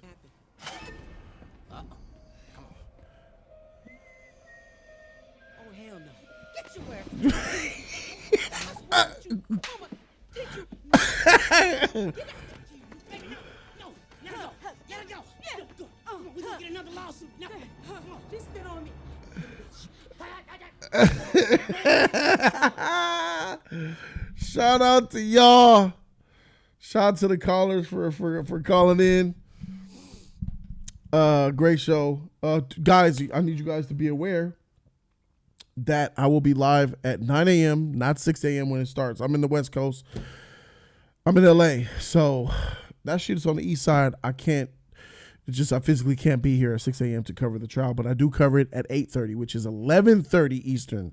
11:30 Eastern, 8:30 Pacific, 9:30 Central, 10:30 Central. I'll be covering the trial just like we did today. We did a live commentary. She's gay though, the women too. Live commentary. Look, that's Jody right there. She ain't gonna make no assumptions. The whole trial. Great conversation. It's funny. I think it's the best place to watch the trial. I swear, I think we had a great time. So pull up on me tomorrow at 8:30 Pacific, 10:30 Eastern, 11:30 Eastern, 10:30 Central. Thank you guys so very much for being here. Patrick says this is off topic, but have you seen that trash She-Hulk trailer? Sorry, I just got here. Nope, I ain't seen it. Don't want to see it. Not interested, but I'll probably still more than likely see it. Royal Crown Prince, Susie, Dexy Grand, Michelle, Mia Moreno. Oh, that's Mia from earlier. I bet you that's her. Humble Phoenix, Love V Real. Shout out to you. Laura Brantley, you're welcome. Leslie, you're welcome. Thank you. What can I say except you're welcome? Shout out to Carla, Talion, Theois. Shout out to you, bro. Michelle, shout out to y'all. Let's not forget, there's one thing that we got to take away from this is that when it comes to Amber Heard, she's absolutely. Oh, she's sweet but a psycho, a little bit psycho. At night she's screaming, I'm on my mind. Oh, she's hot but a psycho. But she's right though. At night she's screaming, I'm on my mind. Oh, you better believe it. Yes, 'cause she messing with